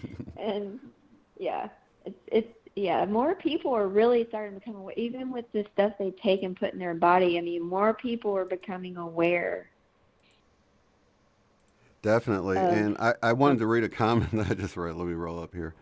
Mel says, I love asking my 90-year-old grandmother what she remembers because she isn't tainted by the internet. She almost, without fail, knows all the original changed versions and never heard of the new one. That's really interesting because I think that happens a lot with I had 2 kids that were actually working retail at the time. And they would never, they wouldn't notice the product changes because they were stockers or, worked up and down the aisle at the retail store and they saw them all the time subconsciously. I mean, if you're always walking by a Fruit Loop box and you're not really reading it, your brain is still seeing it. So it's going to seem familiar, if you do consider it, you're like, well, that looks familiar because you've walked by it a bunch. So like the Febreze, just all of the different product ones that were so clear to me weren't so clear when somebody worked around it all the time and saw it every day. It was the same way with the Bible readings too. That one video that Vanessa VA had put out where he was asking everybody in the church what they remembered, the little old ladies that read their Bible all the time knew the new way automatically, but the people that didn't read as often remember the old way. So it's almost like you're reading the Bible and you overwrite. As things change, you read it the new way and it overwrites the old, what it used to be, and you just only remember the new way. Well, it definitely reads different to me now than before the awakening. It's so like, oh my gosh, this is a total extraterrestrial moment here in Genesis. Like, are you serious? It reads totally different now. And then that one part where you said, go get your Bible, it's changed to the wolf and the lamb, and not the lion. And I'm sure enough, I was like, you know what? I'm gonna do it just for amusement, and yeah, because I remember the lion. Okay, so now they're gonna have to change the whole Twilight Saga movie because he says, so the lion fell in love with the lamb. He did? Wow, that's cool. That's got a lot of residue on it. Yeah. Yeah, in the first movie in Twilight, he said, so the lion fell in love with the lamb. That whole part with Bella and Edward. And I'm like, that's such a, in the Bible, the lion and the lamb. And everybody knows that. And no, it totally says the wolf and the lamb. Now, anyways, I went over my Bible. I'm like, that's creepy. And this was not a Bible app, like the actual, my actual book Bible that I had. Yeah. Yeah, it could be covered with dust and everything, and it looks like it's always been that way. Mm-hmm. What's cool? Go ahead. Go ahead. Sorry, there was a little bit of a delay there. What I was going to say is you can look up Isaiah 11:6, which is that scripture, the lion, it used to be the lion and the lamb. You can just type in Isaiah 11:6 into Google and look at the images, and you'll see lions and lambs in many of the pictures. In fact, at first, it was almost all lions and lambs and just a few wolves in a few of them. But now you can still see, some of them even have a lion and a lamb on there with the scripture written on the painting or picture. And it says wolf. It's hilarious because it says wolf and there's a lion in the picture, but the text changed. I mean, it's so hilarious to sit there and look at it. But if you don't have to type in lion and lamb, just type in the actual Isaiah 11:6 and then look at the images. And how do you explain all these paintings that everybody, were people confused what a lion was, or it's just weird. That is hilarious. Because even on the Bible app that I have on my phone, like you can change how you want it to read, whether you want to read it traditional or if you want a common English that's just a little bit easier to read. It has just newer words in there, but I mean that's all the same. It says the same thing as the book does too. I'm like, whoa, that's just crazy. But yeah, it's pretty trippy. So. Well, when I had that doctor on that did the DMT study, he reads Hebrew, so I was asking him about it because I was trying to see if he would. Most professionals won't talk about the Mandela effect, and he was, I kind of brought it up, easing into it because I didn't want him to cancel the thing from me talking about it. So I just sort of brought it up, and then he told me what the Hebrew. He looked it up and goes, the Hebrew says, the wolf and the lamb, or the wolf shall dwell with the lamb, and I just left it at that. He just told me what it currently says. So I know the original Hebrew has also changed. So every single translation, you won't find a lion. That's one of the changes that affects every single translation. You won't find the original lion in any of them. Now, some of the other ones, like in the beginning, God created the heavens and the earth. That's only affecting many of the King James versions. Not even all of the King James. Some people have a special edition King James. Like it was a special print and it didn't change. It's just, it's strange. But yeah, some of them don't affect them all. But I always go to that Isaiah 11:6. Just because it affects the whole thing. And I was like, if you don't believe me, go check it out. Because, her husband is a pastor. And, and she was like, whoa. It is like, a trip. I know, right? It's such a trip. And the two that I think I hear the most that people still quote in the original that doesn't exist anymore is Matthew 7:1, judge not lest you be judged. It's now judge not that you be not judged. The word lest isn't in there, L-E-S-T. That's where I learned that word. I remember the lest. Yeah, I remember the lest. Yep, it's not in there. And then another one people still say, you hear it all the time, is the truth shall set you free. Now it's the truth shall make you free. There is no set. It's all, the truth shall make you free. The truth shall set you free is no longer. That's wild. Yeah. But people still quote it all the time, and I want to say, oh, it's not there anymore. Look it up, That's funny. But that's actually one I read, and I thought it was just a translation thing, because I think I read it in the NIV. I just figured the NIV said make instead of set, Yeah. Everybody remembers judge not lest you be judged? Yeah, check it out. It's Yeah, I remember the list. I mean, I grew up in Sunday school having to learn things as a child, and that's what I remember. Yeah, and that's one people repeat all the time when they don't want you judging them, right? Okay, they're wanting me to look up Acts 5:30. Let's see what this says here. The God of our fathers raised up Jesus,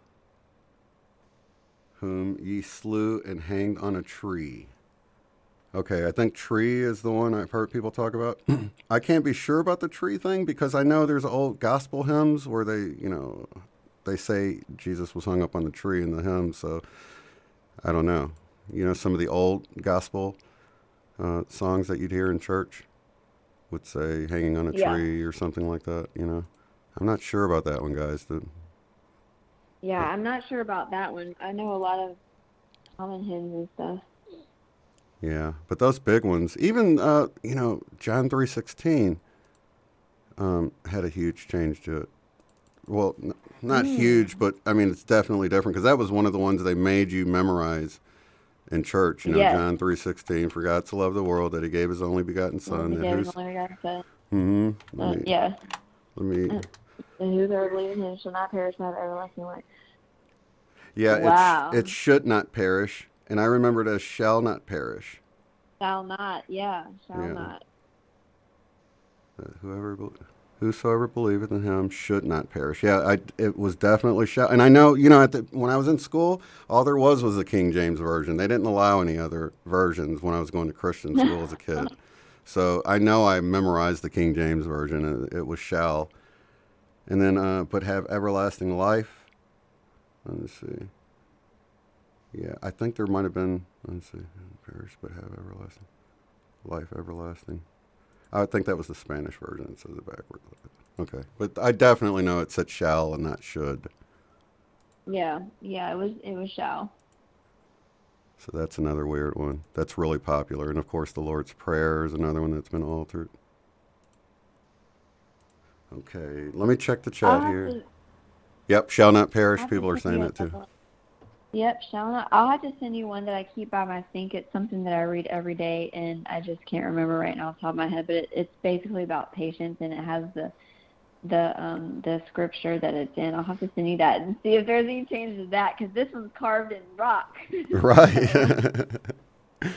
Totally. The trippy one in the King James version for a lot of older Christians still only read the King James version. That's the only version. So those are people that are perfect to bring some of these changes to, because they won't fall for it's a different translation, because they didn't even read the other ones. That's all they know. And if you look at the Ten Commandments, you see that it was now written on tables instead of tablets.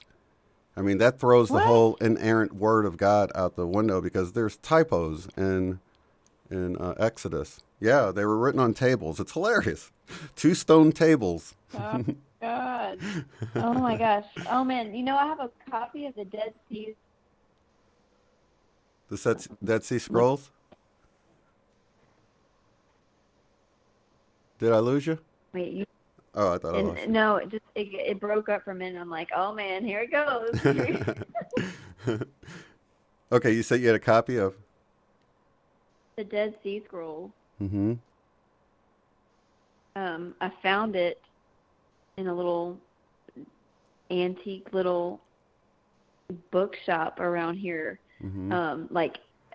I just was walking by with my mom, about a year ago, and we're just walking, and we have a really small downtown, very small town, downtown type of area where I live, and we just like to go down there. It's quaint. And I was like, I feel like we should go in this store, but I don't know why. And then we were just walking in there, and then I was walking down this aisle, and it's like I just stopped suddenly and looked to my left, and it was like right there. I'm like, that is what I came in here for. And it was really cool. It's really old. I think it was printed, and this is what's funny, because I think you and Michelle talked about this the other day. It's really not that old, but whatever. It smells a bit musty, but it was printed, I think, back in the 60s or 70s. But but it's definitely pretty old, but it's a copy of the Dead Sea Scrolls in English. So how much of that did it cover? What books of the Bible were in the Dead Sea Scrolls? Do you know? Let me go take a look. I know it covered Enoch. See, that wasn't even included in the Bible, which I totally think people need to look. Even like for any Christian that says, well, it wasn't canonized, Jesus quotes from the book of Enoch. If you read the book of Enoch, you'll notice some of the things Jesus quotes. And also Jude, the brother of Jesus, the book is right before Revelation, he quotes, and he says he's quoting from Enoch in there. So I think if it's good enough for Jesus to quote from it, and it's good enough for Jesus' brother to quote from it, I think people should read it. I think it was just a little too far out there. It's really cool. It does talk about Qumran on the Dead Sea, and Dolores Cannon in her Jesus in the Scenes book talks about Qumran. So I was pretty fascinated when I found this book, because I'd already read the Jesus in the Scenes book.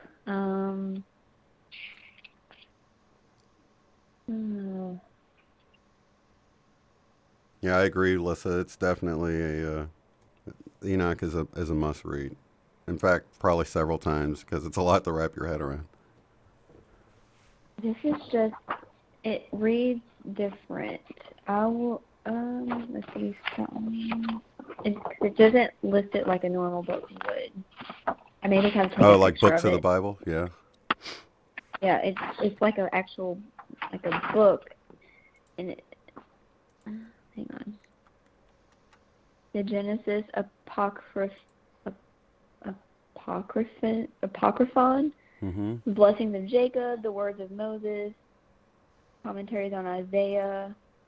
Just commentaries on Isaiah, or does it have Isaiah in it? Commentaries. It mentions certain messianic anthology, the angelic liturgy, stuff like that. It's pretty, and it talks about the war rule, the messianic rule, the Damascus rule, the community rule, all kinds of stuff. I'll have to take a picture because it's not like your Bible stuff, but yeah, it covers some Enoch stuff. I just haven't had a chance. I have so many books on my, like, a list of books I'm trying to get through. That's awesome. Yeah, Mel is saying, let's see, was it Mel? Oh, the wineskins. Yeah, that's a huge one. Also, Matrix instead of womb. I found that pretty interesting that they changed womb to Matrix. What? Yeah, womb in the King James. And also possessions in many places where it's like, leave your house, do not go back in for your possessions. That's now stuff. It's now stuff, you guys. STUFF. How often have you heard in a church, Catholic, Presbyterian, one of those really holy sounding churches, where they're reading from the Bible, do not go back for your stuff? Did they ever read that out of the Bible? That's hilarious. Never heard that ever. Yeah, but I mean, this book is just, it smells old. Like, those old musty trunks and stuff that kind of smell like mothballs. That's what it smells like. Does it have any images in it of the actual scrolls? It does have drawn. Wow. Yeah, it has drawn pictures and stuff in it. And I mean, yeah, there's some interesting stuff. That's awesome. Definitely been sitting for a while. Yeah. I think that's amazing that people are finding these older books, because even Shiny found this old book in German. She was sending me some pictures or some of the text out of it, and it's some really weird stuff, but she came across it, and we're just trying to decipher it. And thank goodness we have Angela who speaks German, so we can run it by her to see if Google Translate's messing it up a little bit. But yeah, it's cool because all of this older stuff coming out. Go ahead. Here's a drawn picture of him, like, opening up a scroll. Oh, yeah. And papyrus, or I don't know how you say that word. Papyrus. I've heard it. Papyrus, like, I mean, it talks about it, like, being on that, and then that was also referencing Jesus and the Singing Very nice. from Dolores Cannon. So, yeah. I'd say the older writings, I mean, I like the Dead Sea Scrolls, but the ones that I really like are called the Nag Hammadi text. And you can, that was a similar thing with, they found these, scrolls, just like with the Dead Sea.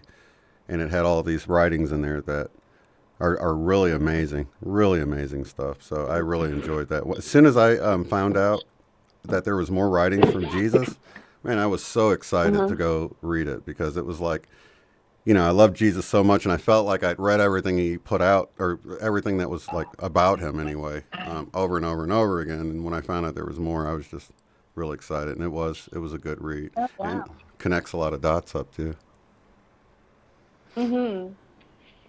Yeah, this was a good find, and it was only $20. That's awesome. So I guess when you get through there and you tear it apart, whenever you get to it, no rush or whatever, you have to share it with the group. We'll love that, you know what I mean? Yeah, absolutely. Yeah, I have all my special books. They're not in, like, where all the other books we have in the house are. I have, like, my in my closet, just my row of special books with the Dolores Cannon and the Dead Sea Scrolls and all that other stuff. All my spiritual stuff is in here where it's safe.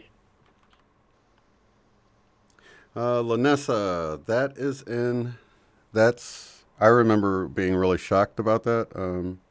That's Ezekiel, I believe. Like Ezekiel 19-ish, somewhere right in there. I'm just going off of, I remember hearing about it or coming across it decades ago. But it's some, I don't even want to say it because I remember at the time being shocked. But I don't believe it's a Mandela effect unless I remember freaking out about it when I read it. So I know people say that's shocking and that it's new, but for me, it was always in there because I remember being shocked by it when I read it a long time ago. There's a lot of shocking things in the Bible that people are just now reading. And I really recommend, if it's just shocking, I wouldn't call it a Mandela effect unless you remember it wasn't there or it used to say something else.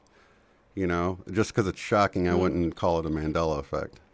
I think it's important that we really make a distinction of whether, hey, this is shocking, I think it might be a Mandela effect, or I remember it used to say something different and it's a Mandela effect. That's two different things, I think.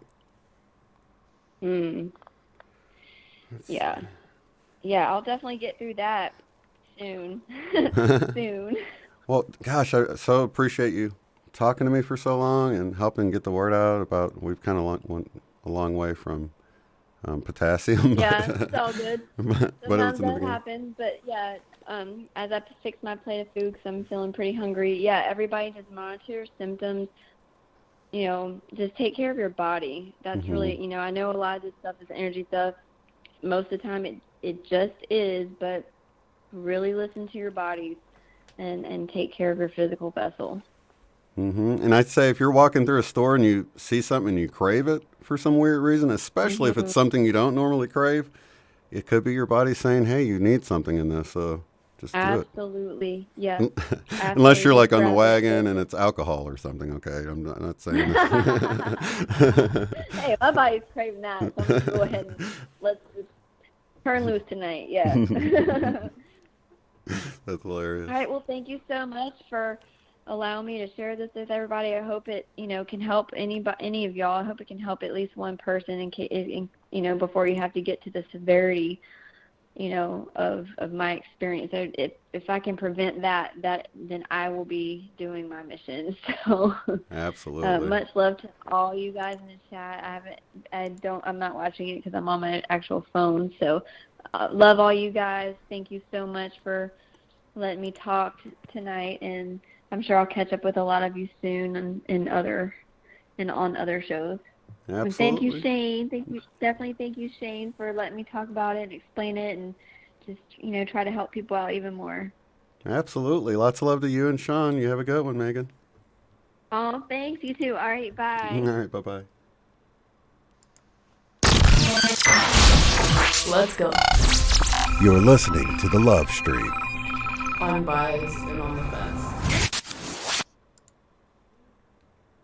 Alrighty. Phone lines are open, you guys. So yeah, that's pretty interesting stuff with the I'm looking at all these Mandela effect changes. I actually came across another one. Do you guys know about the company Vandy Camps? And let's see, Vandy Camp. They sell beans and stuff like that. In fact, I'm going to be working on a video. It's just going to be a short one, a Mandela effect video, having to do with Vandy Camps, which is no longer Vandy Camps. It's now just Van Camp. No DE in there.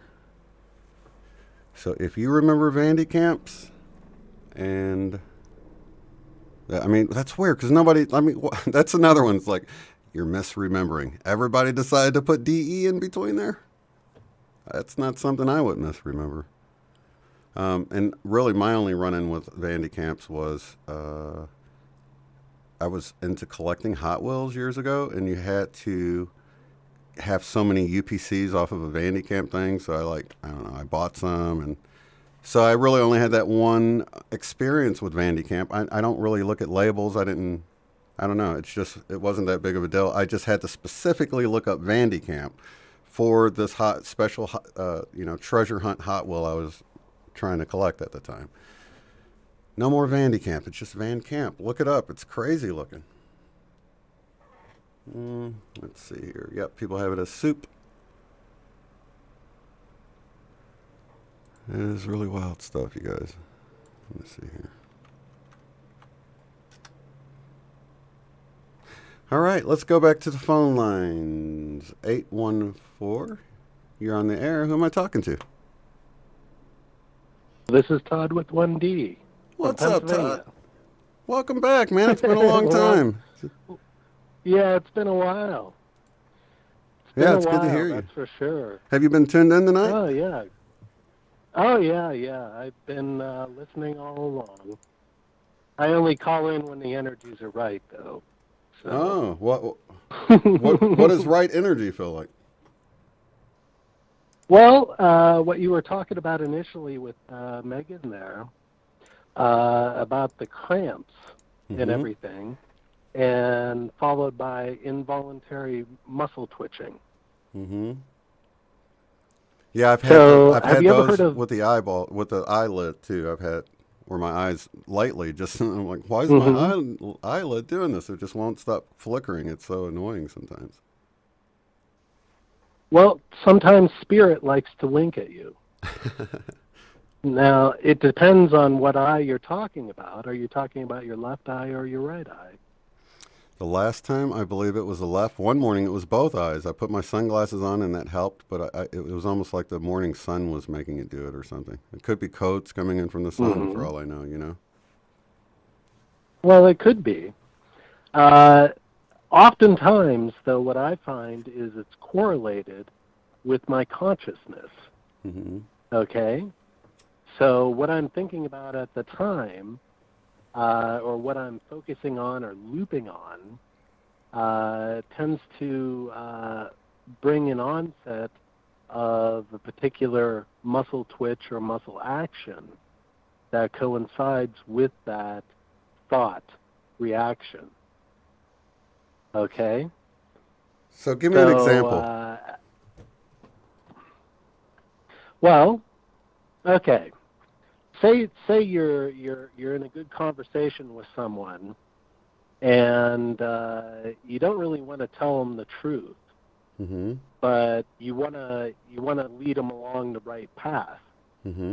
So you'll suddenly feel a winking in your right eye, which is a winking with the love eye. So we're bifurcated. Okay, we have a left side and a right side. The left side is the true side that's true to you. The right side is the love side that is the love, the truth that you project out into the world. Okay? Spirit operates off of the concept of true love. Okay? So we're divided amongst true love. What's really true and innate to you, the side that you take in is your true side, that's your left side. What the side that you put out to the world is your right side. That's kind of the masculine and the feminine. So the right side's your masculine, the left side's your feminine, what you take in.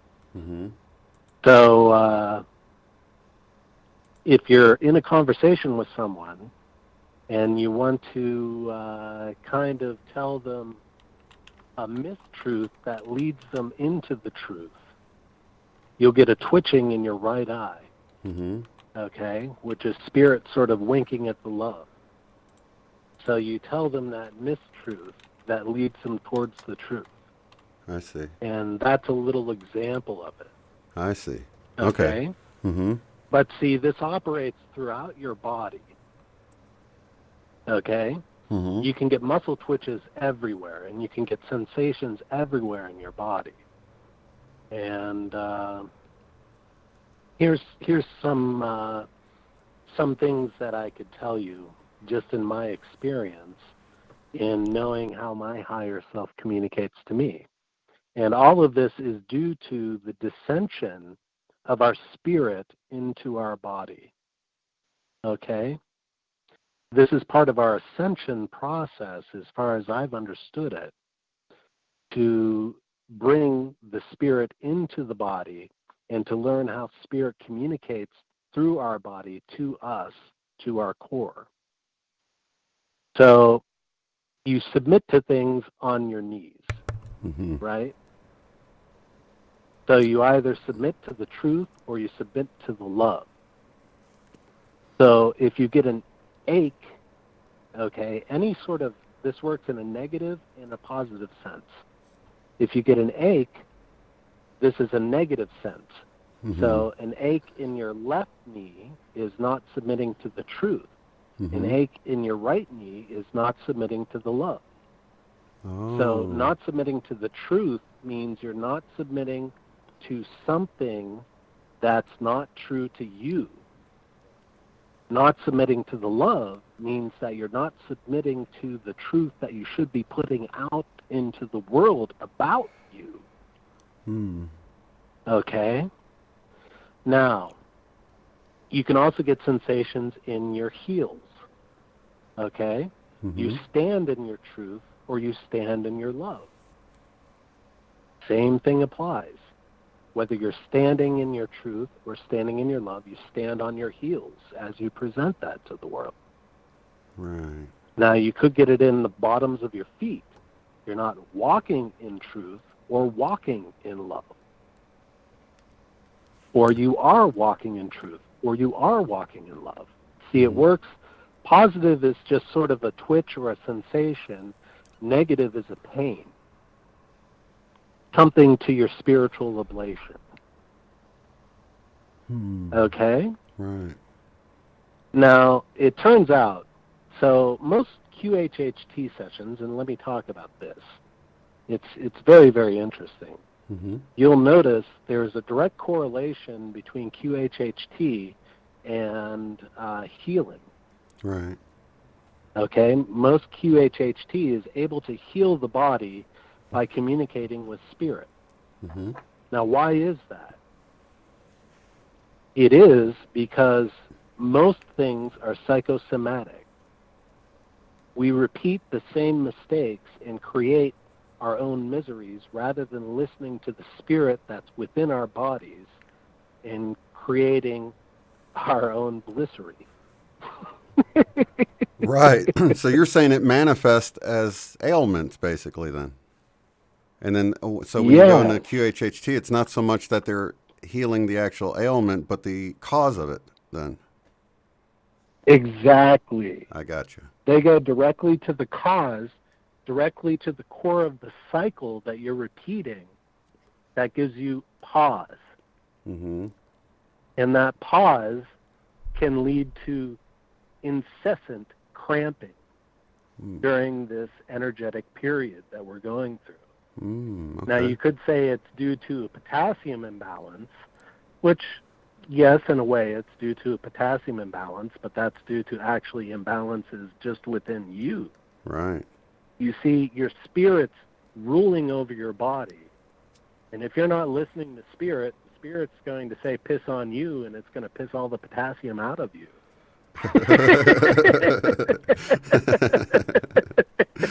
And what's going to happen? Cramp City, baby. Right. So another reason to listen to your body, though, because if you are working through this stuff, then you need the potassium to keep you up there while it's happening, right? Well, and this is the thing, Shane. We're becoming integrated beings that are wholly integrated and whole. Mm-hmm. That means our higher self becomes ourself within ourself, manifest within our body. And we need to learn how our body is communicating directly to us so we can get through us to manifest us into this reality, what Spirit wants us to be and to realize that unique portion of you and me. Perfect. Know what I mean? Yeah, that makes sense. Mm-hmm. So everyone, as this energy comes in, we've noticed that there's a number of people that are experiencing the same thing, but then it doesn't seem like everybody aligns perfect with the energies. Like, it's an individual thing as well as a collective thing. So I think this is really what you're talking about is speaking to the heart of why that is, right? Well, yeah. You have to understand we're unique individuals in a collective. But see, Spirit works both on an individual and a collective level simultaneously. Mm-hmm. And it's getting you to be your unique portion of you that represents your portion of humanity, which is your responsibility to the collective. Exactly. Okay? That totally makes sense, yeah. So everything is not by chance. Everything is correlated. So you may say they're random muscle twitches, but they are emphatically not. Mm-hmm. Everything is on purpose by spirit communicating directly to you. Now, tell me, Shane, yeah. As we've had this conversation, have you noticed any sort of twitches or sensations within the context of your body? And if so, could you please disclose where they are? No, none yet. For example, not since we've been talking. Are you sitting on the truth? Okay. When you sit on the truth or you sit on the love, you'll feel it in your bum from above. No butt twitches. Not yet, anyway. Okay. Well, this is what happens as you go forward in the ascension process. You'll get more in touch with your body, and you have to go through these. You'll go through these night cramps. You'll go through these sensations that teach you how your spirit is connecting to you in a way that's positive and true. Okay? Because nothing brings your concentration down like a good old Charlie horse in the legs at night. That's for sure. Yeah. That's horrible, man. There's nothing like waking up to one of them. Man, I've had it in both legs at the same time. Like, oh my gosh, I'm like standing there with my legs spread because it was like in my thigh, and I was trying to get in a place where it would stop and trying to get to some potassium at the same time. It's awful because you're half asleep. Well, it's just a horrible thing. It's a dual-sided thing.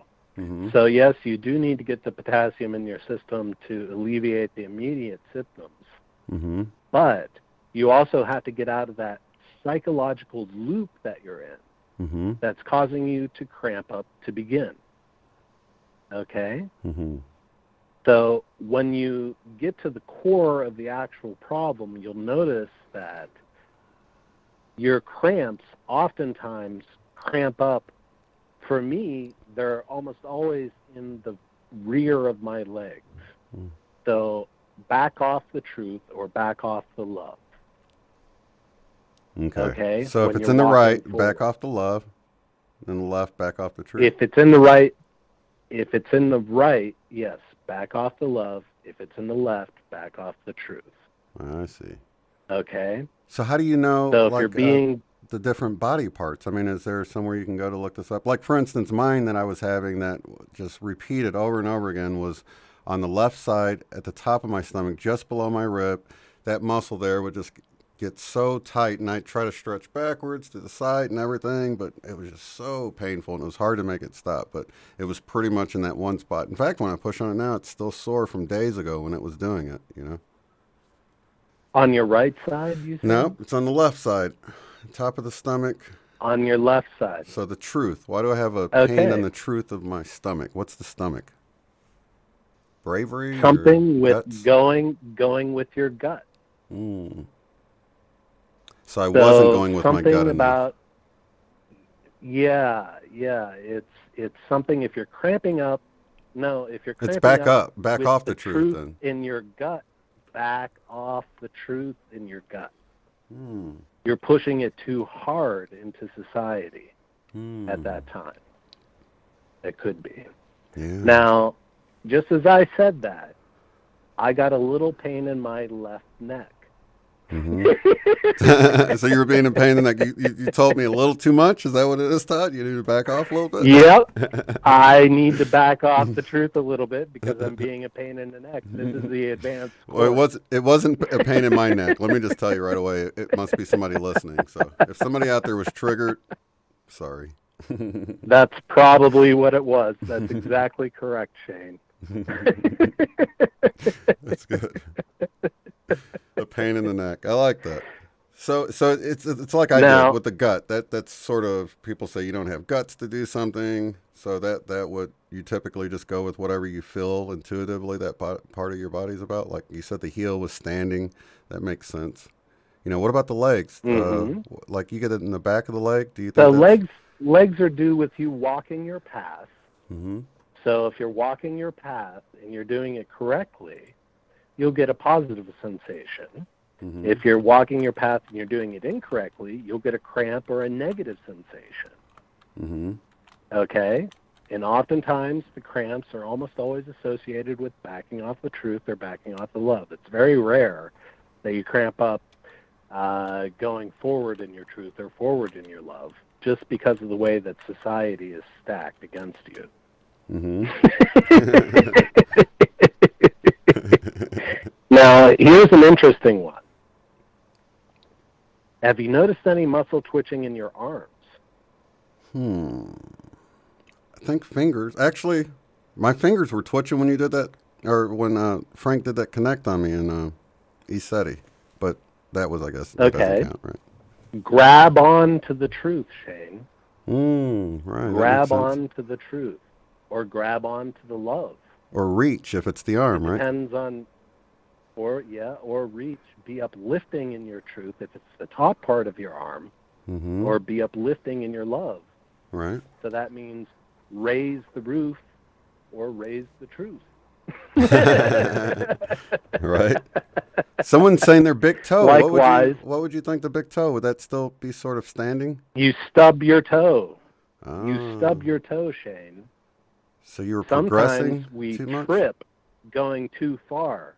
Carelessly, huh? That would be kind of a careless something. Back off the careless truth or love? Yeah, exactly. Wow. Exactly. Now, here's the other thing I've noticed. With my biceps or my triceps, okay? Your bicep with your love is your passion. Your tricep with your love is your compassion. Mm-hmm. Okay? They're the two flip sides of love. You are either passionate or you're compassionate. Mm-hmm. Okay? So you can be passionate with your love or you can be compassionate with your love, which means you're receptive to love when you're compassionate. When you're passionate, that means you're being interceptive with your love. You're projecting it out there. Right. Okay? Now, with your truth, you can be honest with your truth, or you can just be strong in your truth. Okay? Mm-hmm. So that's the sort of, my bicep is sort of my strong truth to me. My tricep on my left side is my honesty. Ah. Okay. Okay. Now, these are just the sorts of things that I've learned through my body, and there's a lot more to it. Mm-hmm. But these are the ways that Spirit has communicated to me to intuit. Right. Okay. That sort of falls into And the whole clairsentience, doesn't it? It's like feeling it in your body. I mean, that's like a chill or anything else, right? This is the way that I've understood that all of our communication, it's clairsentience, clairaudience, clairvoyance, clair everything. Mm-hmm. And it's all coming online, isn't it, Todd? Yeah. And it's all communicating because you can get hot, you can get cold sensations, you can feel vibrations, you can actually sense, light with these sensations. Mm-hmm. So when you're listening to the truth someone's emitting, you can actually have your body be receptive to it. And your body will communicate to you in that intuit. Terry's saying that Todd is on it. Someone else said, Spiritual Life said that they asked for this before the show ever started. You're an answered prayer. Yeah, Todd. Well, I good. thank you. I'm I asked glad for that this I'm info in before that listening. synchronicity and alignment. Yeah, that's awesome. And then someone else, These Caleb things says, just work out this way. yeah, Caleb said that he gets twitch on his right knee before our show starts. He doesn't need a notification. That's weird. So a knee, what would a twitch in the knee? That's interesting. Submit to the love. He needs to submit to the love of the group because it's something he needs to listen to. That's true. Okay, so and that's all it is. It's a positive submission. Right. So what about what was the eyelids? Did we ever cover eyelids? Yeah, it's winking. Oh yeah, winking. So yeah, that's someone asking. Yeah. Yeah. So if it's winking on the right eye, it's winking, love. Like. Yeah. And then winking at the love. Right. Winking at the truth. So winking is a misleading thing that we do. Mm-hmm. So you just have to realize how Spirit is communicating to you to be true. Okay? Mm-hmm. Sometimes you don't need to give someone the full bore truth. Sometimes you need to give them the mistruth to lead them in the direction of truth. Mm-hmm. That's good for me and you. Right. Right. I get that. Well, Spiritual Life is saying, anyone ever hear clicking? I think Michelle's mentioned hearing clicking in her head. Would that play into something by your experience, Todd? Clicking? Do you hear clicking ever? Well, I just heard clicking in your voice when you said that. Wow. The phone just clicked in my left ear. Wow. So something to do with listening to the truth then, right? Or is it back off to listening to the truth? How do you know which way to go with it? Exactly. It's well, if it's clicking, you may want to listen to this truth. Okay. Okay? That's good. Now, in my experience, ringing in the ears means that you're looping in your psychosis about something. Mm-hmm. Okay? And it's warning you. Almost always, ringing in the ears is a warning to stop looping or thinking about something negative because it's about to manifest. And that's you need to left back ear off that truth or that love. Okay, either one. Wait, truth it or works love. both sides of your body. Yeah. You're a complete and whole being, Jane. Right. Don't deny it.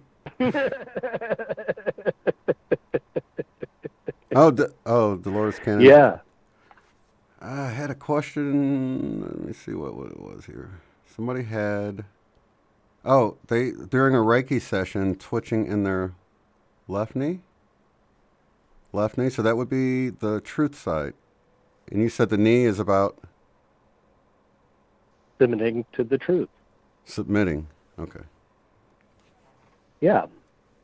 You always submit on your knees. Right. That's right. Okay. Yeah, that's right. So when you're submitting to the truth of Reiki, what is it within you that rings true? Mm-hmm. Now, is it a positive thing or is it a negative sensation? Right. You can always tell a positive or a negative sensation. Mm-hmm. I'm not going to explain the difference because you got a body, you know how it operates. If right. it really hurts, it's negative. Right. If it's a twitching, it's a positive thing. I got you.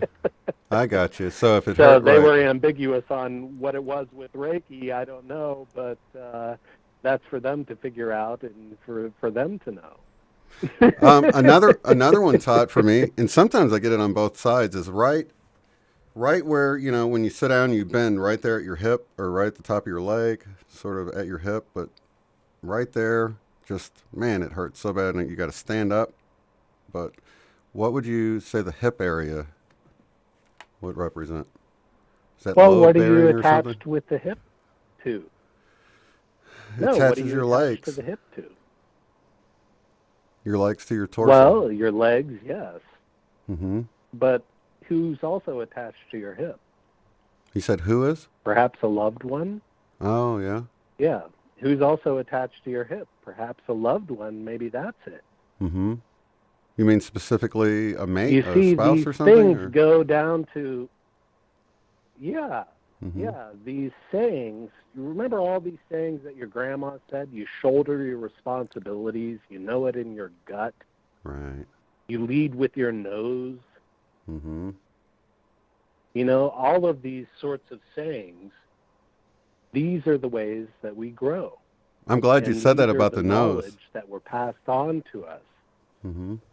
Mm-hmm. Because April, in one of her sessions, said twitching she'll in get, your nose. Yeah, she'll get a twitch in her nose when as a confirmation. So that's funny that it's for leading or guidance, so to speak. You know what I mean? It's like, yeah, it's wild. There you go, April.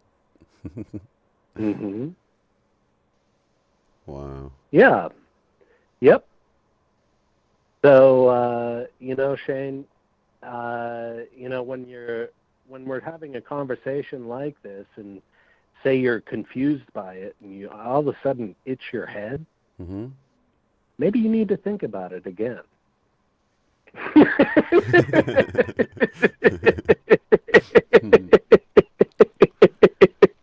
And so the ears would represent. You see, it's all correlated. Right. Yes. Yeah. Definitely something to think So about. the whole thing, you have to realize all of these sensations that we're enduring, you know, Spirit communicates to you while you're going through. Okay? Mm-hmm. There is nothing random about it. It's all true. That's It's interesting because all true. I believe that about everything else, but for some reason I didn't, you know, who thinks itches and twitches and things like that matter, but I guess it's all part of it. Within you, Shane. Yeah, it goes within and without. That's the beauty of it, no doubt. That's beautiful. And that's the coolest thing that it's about. Because once you get to the true you, and as you descend your spirit into your body and ascend to the height of Source, Mm-hmm. you learn to communicate in a whole new way, of course. And that communication is within, and that's where it begins. The true ascension is becoming whole within yourself, Mm-hmm. within and without, where you have no doubt. That's good stuff. You know what I mean? Mm-hmm. Yeah, definitely. I mean, now, it may be tough to swallow for some, but you see, you have to understand the way that entropy plays with you. Mm-hmm. Is anyone else having Entropy deja gets vu you right now? looped Are you in having your deja own vu, Todd? lives. Oh, no, not me. Oh, okay. No, deja vu is one of those sensations that you come across when you hear a really good truth Mm-hmm. that is probably resonating with you, that you may have heard at some point in a previous lifetime, in a previous ascension, too. Hmm. Do you know what I mean? Yeah. Yeah, I felt like it was good stuff. So it's like or maybe I'm experiencing it in multiple dimensions right now, right? Let's see, left hand itching? Well, it or could twitching? be. Left hand. Well, left hand itching, you're itching for the truth. Oh, itching. Okay, so itching. You're itching to grasp on to the truth. Somebody said itchy ears, so you're eager to hear something, hear truth or hear love? Itching to listen to the truth. I got you. Itching to listen to the truth. It's so simple, it's ridiculous. It's smack your head out of V8 moment. Yeah, I'm totally doing that right now. I'm like, man, how often are we sitting there and we experience some of this stuff and we're just like, it's just, we don't even think about it. You know, it's random. But now I'm going to definitely start paying attention. I've already been starting to be in the moment and you know, really be present all the time. And I do notice things, but I hadn't quite began to put it together like what you're saying, Todd. I think this is super interesting. I'm definitely going to pay more attention and see what Source is telling me, what Spirit's trying to get over to me. Yeah. Yeah, that's all it is. It's getting back in love with Source. Mm-hmm. And when you're in love with Source, it just flows naturally. You'll Mm-hmm. get to the point to where you're communicating constantly, and you're always under perfect guidance. You don't have to worry about life anymore. Mm-hmm. It just leads you true to the true you, to Mm-hmm. see how life unfolds. That's beautiful for you and me, for all to see. Well, let me ask you this, Todd. If say I'm getting a Mm-hmm. cramp in my foot, for instance, and I realize right away what it means, will the cramp go away? Or, I mean, is it gone once you get the message? Is it like message received, you can take that cramp away? Or so do you ponder it in your mind, and then once it goes away, that's the confirmation that you're on the right thing? You know, there's two parts to that. Spirit gives you a chance to correct yourself, and then Spirit will alleviate the pain. Mm-hmm. But you have to understand that usually you already pissed on the truth, and you pissed all that potassium out of your system, so you still have to eat a banana and have some water. Okay. And relax yourself. Okay? Right. So you're depleted because in a very physical way. Right. Yeah, you have to understand that Spirit is teaching you to master your whole mind, body, spirit, emotional complex, the whole thing. Mm-hmm. It's not just a one-sided coin. It's not just, okay, I submit. No. You have to do it wholeheartedly in all spheres of your existence to bring it back to the whole you. With persistence. Right. You can't just say mercy and you know what I mean? and be done with it. I got you. Yeah. Yeah.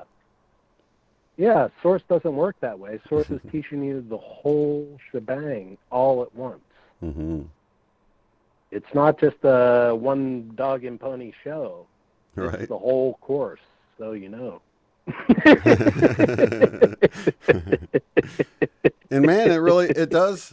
Gosh, I'm thinking about all the times when, you're sitting in traffic or something, you get a twitch or something. Now I'm going to have to be paying attention to all these little messages I'm getting that I've been ignoring. That's pretty cool, though. It's like we have these receiving Well, Shane, instruments. You're a multi-dimensional being. Mm-hmm. You are a multi-dimensional being, and it's time you start behaving that way. Mm-hmm. I'm ready, man. I'm ready. Well, yeah, and it's actually a lot easier than what you know. Mm-hmm. You know, it's just learning and listening to what Grandma used to do when she'd sew. Mm-hmm. Grandma would tell you better shoulder your responsibility, Shane. Mm-hmm. Grandma had told you you're supported in your back or you're not. Right. And then it cracks. Yep. Right. So yeah, I've had the cramps in the lower back. Yeah. Grandma told you to submit to the truth. I mean, Grandma told you a lot of this stuff. You know what's true to you. Right. And here's the beautiful thing about this works multidimensionally in a hyperdimension. Mm-hmm. So my grandma may not have been the same as your grandma, and you may have had some different things told to you.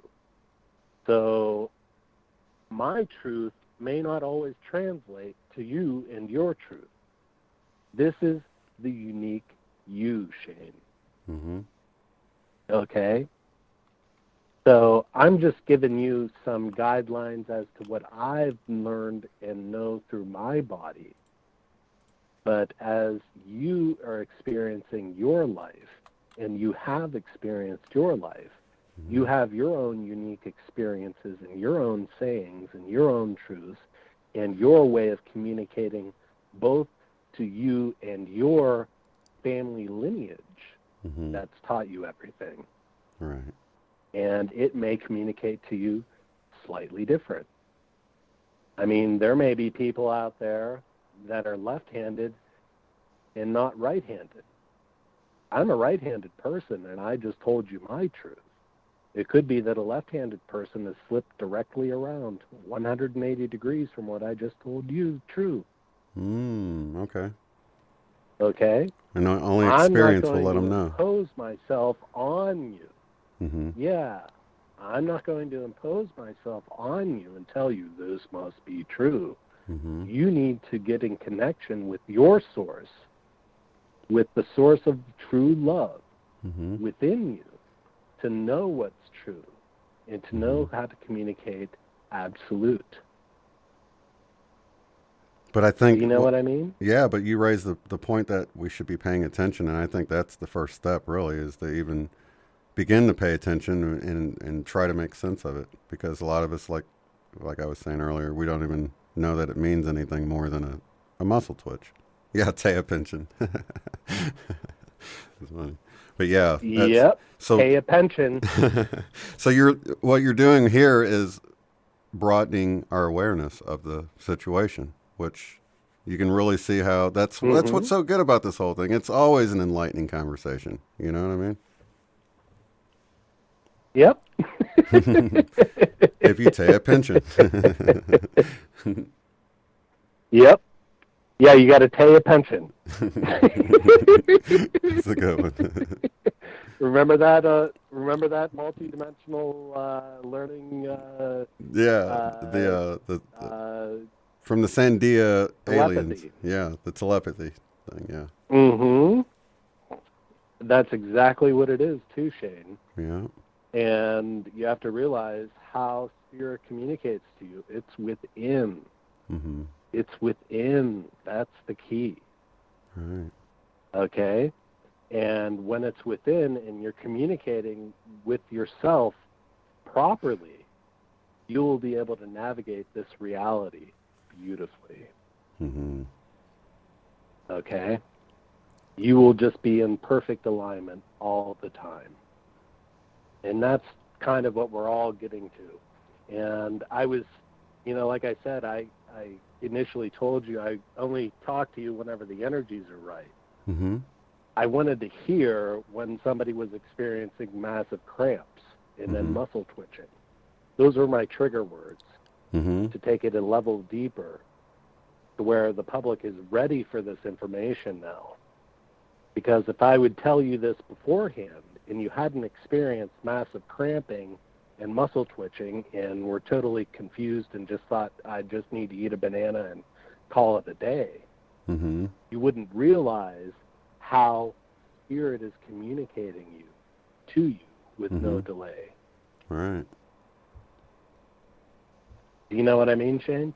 Totally. So it's like the energies are coming in, we're getting upgrades, and at the same time we're getting messages, and many of us are ignoring them. There's always more, isn't it? Exactly. Yeah. Oh, it goes deeper. I can't wait for the next update. Baby steps, right, Todd? Of course, baby steps. You can't, that's the thing. You can't give people this information too soon because they would basically probably hurt themselves and abuse. You have to back off and wait until the energies are right. Wait until Source has raised everyone to the right level in their vibration to really receive it with true love in their hearts. Because if I would tell you, beforehand and you hadn't experienced it and you're still swimming around in entropy thinking only negative thoughts, well, you just dismiss me outright and run your own course and probably destroy your life, especially with the way the energies are nowadays.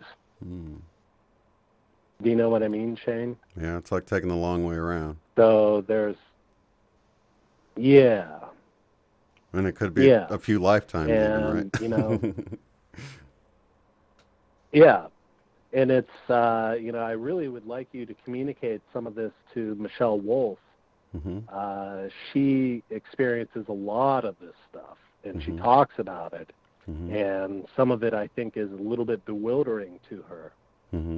But hopefully she's listening tonight, and hopefully she took some of it away. Yeah. You know, I don't mean to force feed anyone. Right.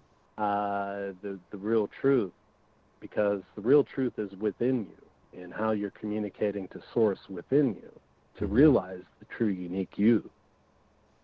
But a lot of these sensations that we experience, if they're positive, they're positive. If they're negative, we're doing something wrong, and it's time we correct it. Yeah. Okay? And it's as simple as that. Oh, it yeah. Really I mean, anybody that's open-minded will at least consider it. And I mean, it's something that we can practice or test for ourselves, you know, like you said. So. But if we know to do it, and yeah, I didn't mean to insinuate. Yeah, I didn't mean to insinuate that she experiences anything negative. I wasn't insinuating that. Oh no, she's definitely on the right path. Yeah, yeah, yeah. And what I wanted to say is, Spirit's been heavily communicating with her, and she's been so forthright and beautiful in her expression and sharing it with everyone. Yeah. And that's so wonderful for her to do. But I think taking it to this next level will help her realize what's really true. All right. That's beautiful, Todd. I appreciate you sharing that, man. Sure. Well, you know, I'm always here. I'm just a lurker. I know the feeling. I usually am too, Todd. So what other kind of supernatural, are you having any other kind of supernatural or I don't know, metaphysical things coming online or anything that you can talk about? Well, here's what I got to say. My life in a context has become supernatural. Okay? My life has taken on a supernatural tone as I've gotten deeper and deeper into Source. And everything is in that alignment where I must listen within to do it correctly. Otherwise, I suffer horrible repercussions. Absolutely. You know, it's funny. You're talking about listening. And it even... Go ahead. There's a little bit of a delay. Oh, go ahead. I was just going to say, I was sort of checked that, you know, we have to take time to be quiet. A lot of times we're just running our mouth, you know, either in our head, running our voice, that internal voice or whatever, but we don't quiet it long enough to receive and to actually listen. So, you know, that goes along with what you're saying too. And that's the thing. Yeah. You know, a lot of the meditations that we do, they're great. They're great that we quiet ourselves. But we really need to realize that it's a two-way street. You need to interact with your world and realize how Source is communicating within you. It's not just about cutting yourself off from the world and hoping the greatest things in the world. That doesn't necessarily create change. What creates change is being in touch with Source within and then interacting with the world and communicating directly to Source and being that instrument of Source that you uniquely are. Okay? So the intentions are great. Those will get you in that path and that alignment. But it's really about coming within that intention within and intending to be that instrument of who you uniquely are out in the outer world and projecting that into the outer. Right. You know what I mean? Yeah, so kind of like some people sort of, they begin to wake up and they sort of take the sideline and they say, well, 3D isn't important. I need to do this and this and this for my spiritual growth, and kind of withdraw or become a hermit. I know a lot of us do that or whatever. You're saying that these tools will actually help you play the game better. It's not that you get out of the game, but you want to play it better. You are the game. Right. And in fact, there is no game once you're in that alignment. It's part of rising above the chaos and all. That's the truth. Yeah, because then there is no chaos. You're constantly in communication with Source. Source is always giving you support, always giving you love, guidance, the truth, the real love, and what you exactly need in that moment. You can go forth with confidence into the world and be that change in the world that you uniquely are to the world. You know what I mean? Yeah. It's finding that purpose. That individual thread of how we express Source through our instrument, our body, our life. Mm-hmm. Who you are. Yeah. And, you know, we've been doing it in baby steps so far, but what I want to say is realizing that nothing is random within the context of your body and learning to communicate to your body directly to Source and becoming who you uniquely are, letting your higher self show you through all those sensations and, you know, interactions. It shows you the real world. It shows you what the world is and who you are in the context of it. Your place in the world. Mm-hmm. So what about a sneak peek at the next step? Are we able to get a sneak peek, or is it just too far out there? Oh, the next step. Well, Shane, I don't want to, you know, No teasers? I hate giving those sorts of things. Yeah, the teasers, you know, I mean, what I got to say is, okay, let's run a little projection here. Okay? Let's say that 10-20% of your audience actually picked up on what I said and really realizes it and really starts acting as their unique expression of Source within the world.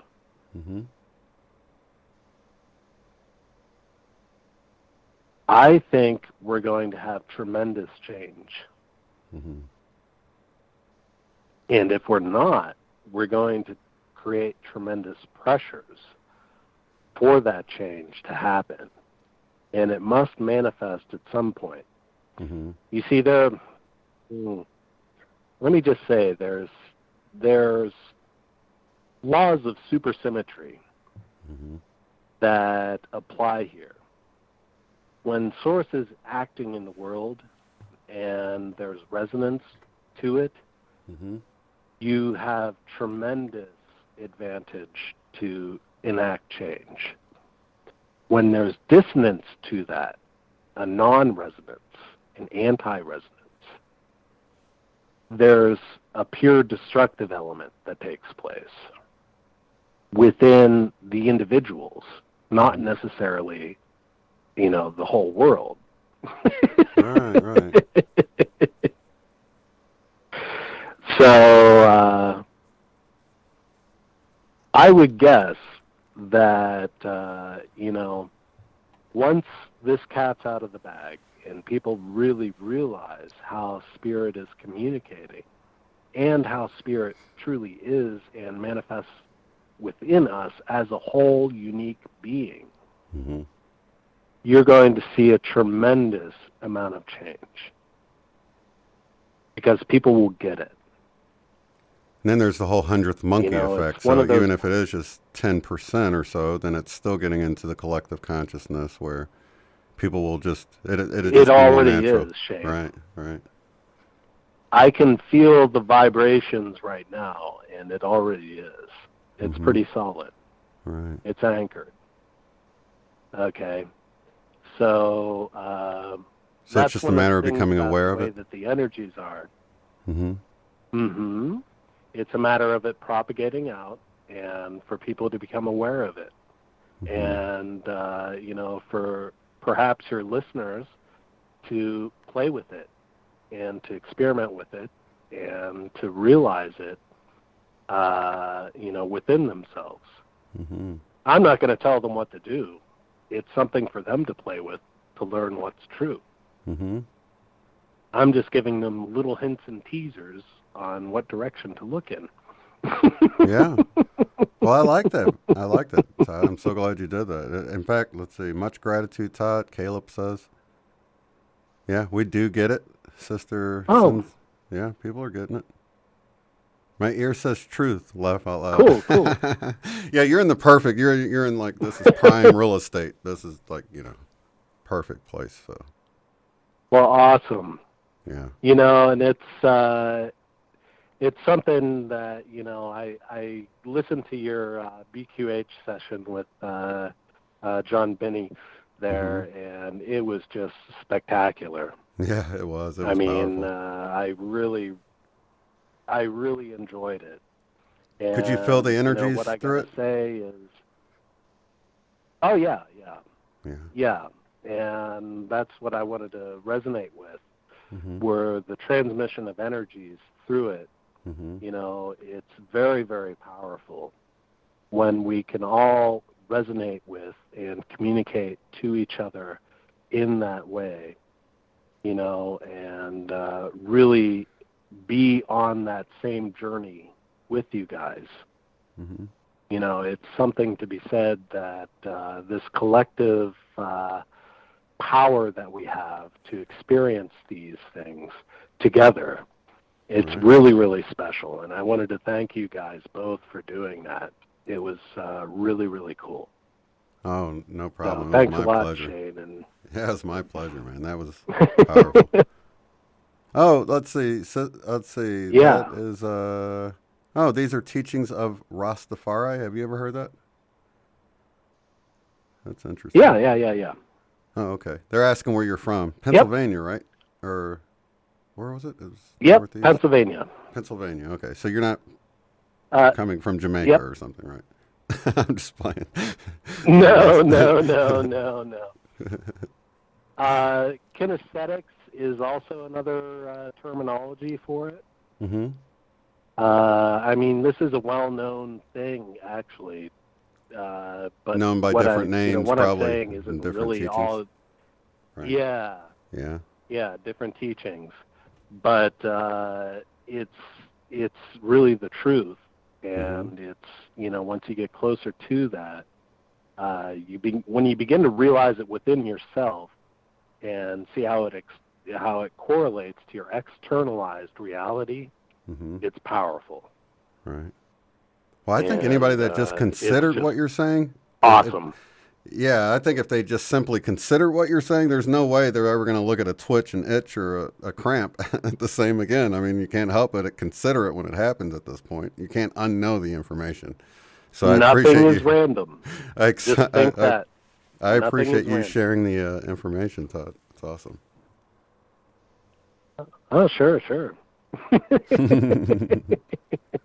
All right, so you're going to be listening in, lurking, and when you hear the next keywords for the next step, I should expect to hear from you. Is that how this works, Todd? Well, when the energy hits right. Yeah.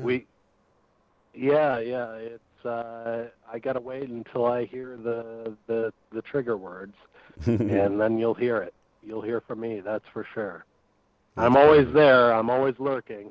So I may not speak up right away. I may wait until it hits a rapid pace, but usually I'm pretty early.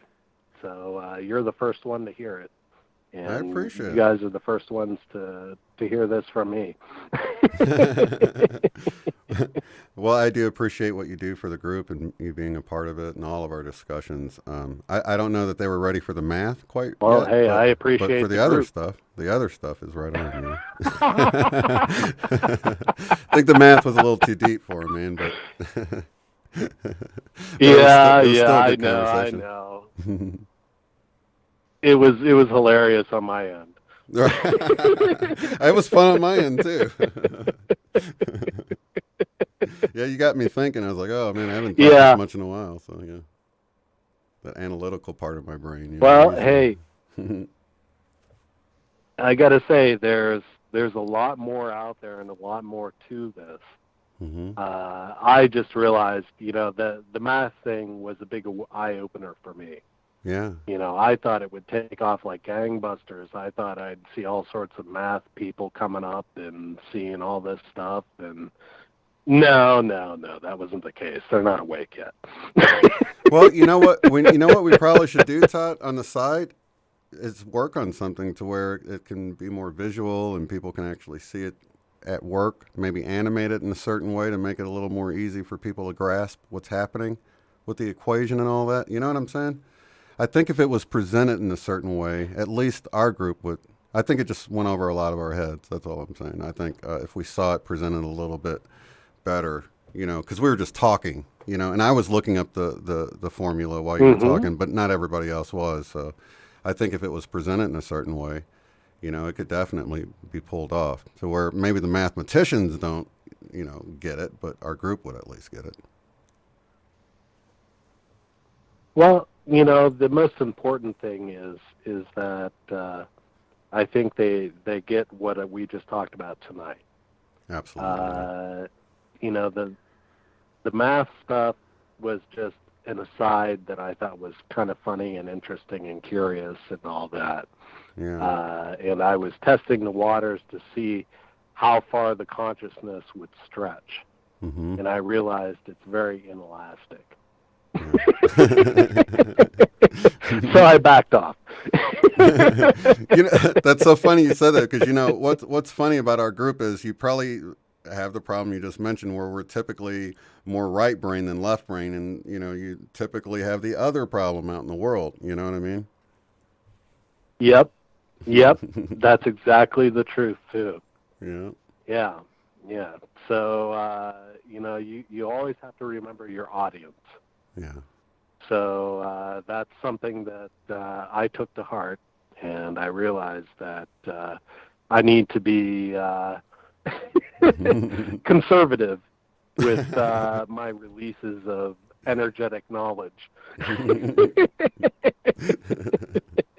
Now, did you know about the cramping and all that back then? Oh, yeah. Oh, okay. Yeah, that's I knew about all that stuff. Let's just say that I'm always testing the waters in different ways to see where the consciousness is, and you guys weren't receptive to that until tonight, when people can really relate to someone that's gone through that and relate to that, to their inner core. There's no reason to even present the information to them unless they've experienced it. Right. And are actively unless, experiencing it. If you've experienced it, yeah, and you're doing it interactively, and you're thinking, God, why is this happening to me? Well, there you go. You got to have the question there to Watch answer the loops it, in your consciousness. Mm-hmm. Yeah, don't piss on the truth. I mean, you got to watch yourself. These energies. You piss on the truth, you're going to piss all your potassium out. Get some cramps. So. Yep. And you better believe it, Spirit will manifest it in the perfect muscle for you. Right. So you realize the real truth of that. Caleb is saying, what is right foot cramp? Well, according to what he was saying, you stand on your foot, so you're right side, you're cramping up, walking in your love. Okay. Yeah, walking in your love. So you're being too aggressive in walking in your love, and you're experiencing that cramp. So you should pull back a little bit. So maybe he's trying to wake his family up, and he's being a little bit overzealous or something. That would be in alignment with something like that, then, right? That could very well be the case. I see. Yeah, it's up for him and his consciousness to really decide what that's truly about. It's unique to him. Right. And these are just suggestions that we have. We're not medical doctors. We're just... All the other disclaimers we need not to get attacked, right? We're just sharing our experiences. Yep. Yeah. So that's the way it boils. Well, I do appreciate it, Todd. It's always an enlightening discussion, man. And gosh, I hope it's not so long before we hear from you again. All right. Thanks a lot, Shane. It was great talking to you tonight. Yeah, you guys same all here, have buddy. a great night. You too, buddy. Lots of love to you. All right. All right. Bye-bye. All right. Love to you too. Bye. Goodbye. Awesome. So glad we got Todd back. It's been a while. Months. So I will definitely start paying attention to my cramps and stuff. That's for sure. And I've been actually surprised because I've been taking the potassium and I still had that stomach cramp, like even through that. And I was like, wow, how did I take all that potassium? Now I know. The truth of my gut. I need to pull back somewhere on there. All right, you guys, we're going to wrap this one up a little bit after 10 o'clock here. And we'll be back tomorrow. Eileen and I will be back for the Power of 8 at 8. Hope you guys can join us there. Lots of love and light, everybody. Have a good night. Peace. If you'd like to support the work I do, go to paypal.me/UOTF. Thanks.